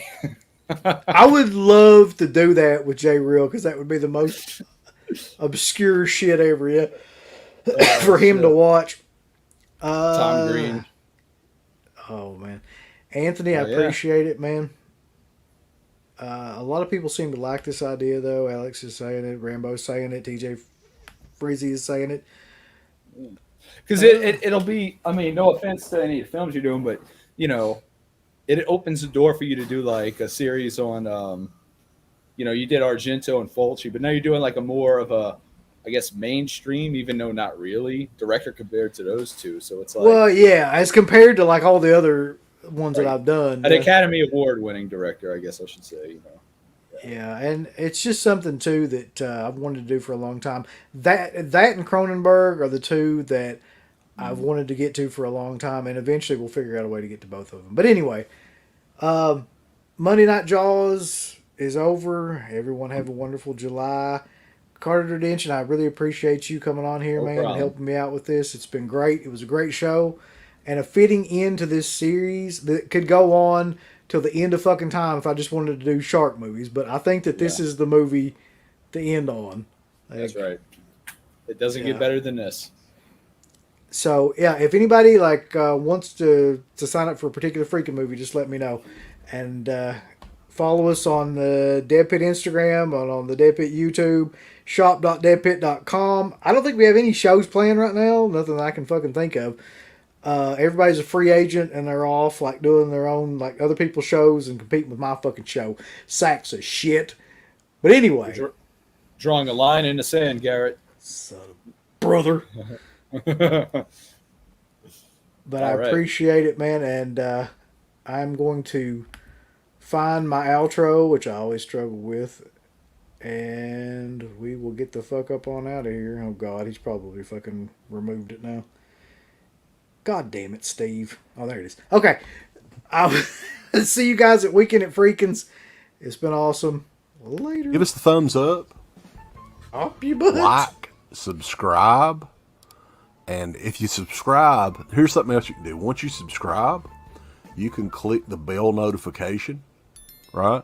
And it'll notify you anytime that Dead Pit puts up new shit. Or don't. I really don't give a if you do. I want you to. I want you to. I don't care. Let's keep our community growing here on YouTube. I don't like it. I don't want you to do nothing. Listen, they need to do that, pal. No, don't you dare touch it. Thumbs up. Subscribe. And click that bell. For this video officially, it's Oak Curlyjaws has a message for you. Go on over to shop.deadpit.com and go look at their Team Public store right now. You've got some new shirts like the Oak Curlyjaws official t-shirt, which is brutal and badass. You got the Yummy Gummy shirt with the captain himself on the shirt. You got Uncle Bill's face on a fucking shirt. You got the Final Girl shirt. You got all these shirts over at shop.deadpit.com. Get them before they're all out, especially the new one, Bedtime's in 39. It doesn't get better than that, so go on out. Check out these shirts at shop.deadpit.com. Go look at their Team Public store. You're going to have a good old time. Get them all! Thank you to all of our supporters on Patreon. Deadpit on Patreon.com is the only place to check out a complete archive of the old Deadpit radio shows all the way back from 2005 on, in addition to the midweek shows and fan commentaries, exclusive podcasts, and much more.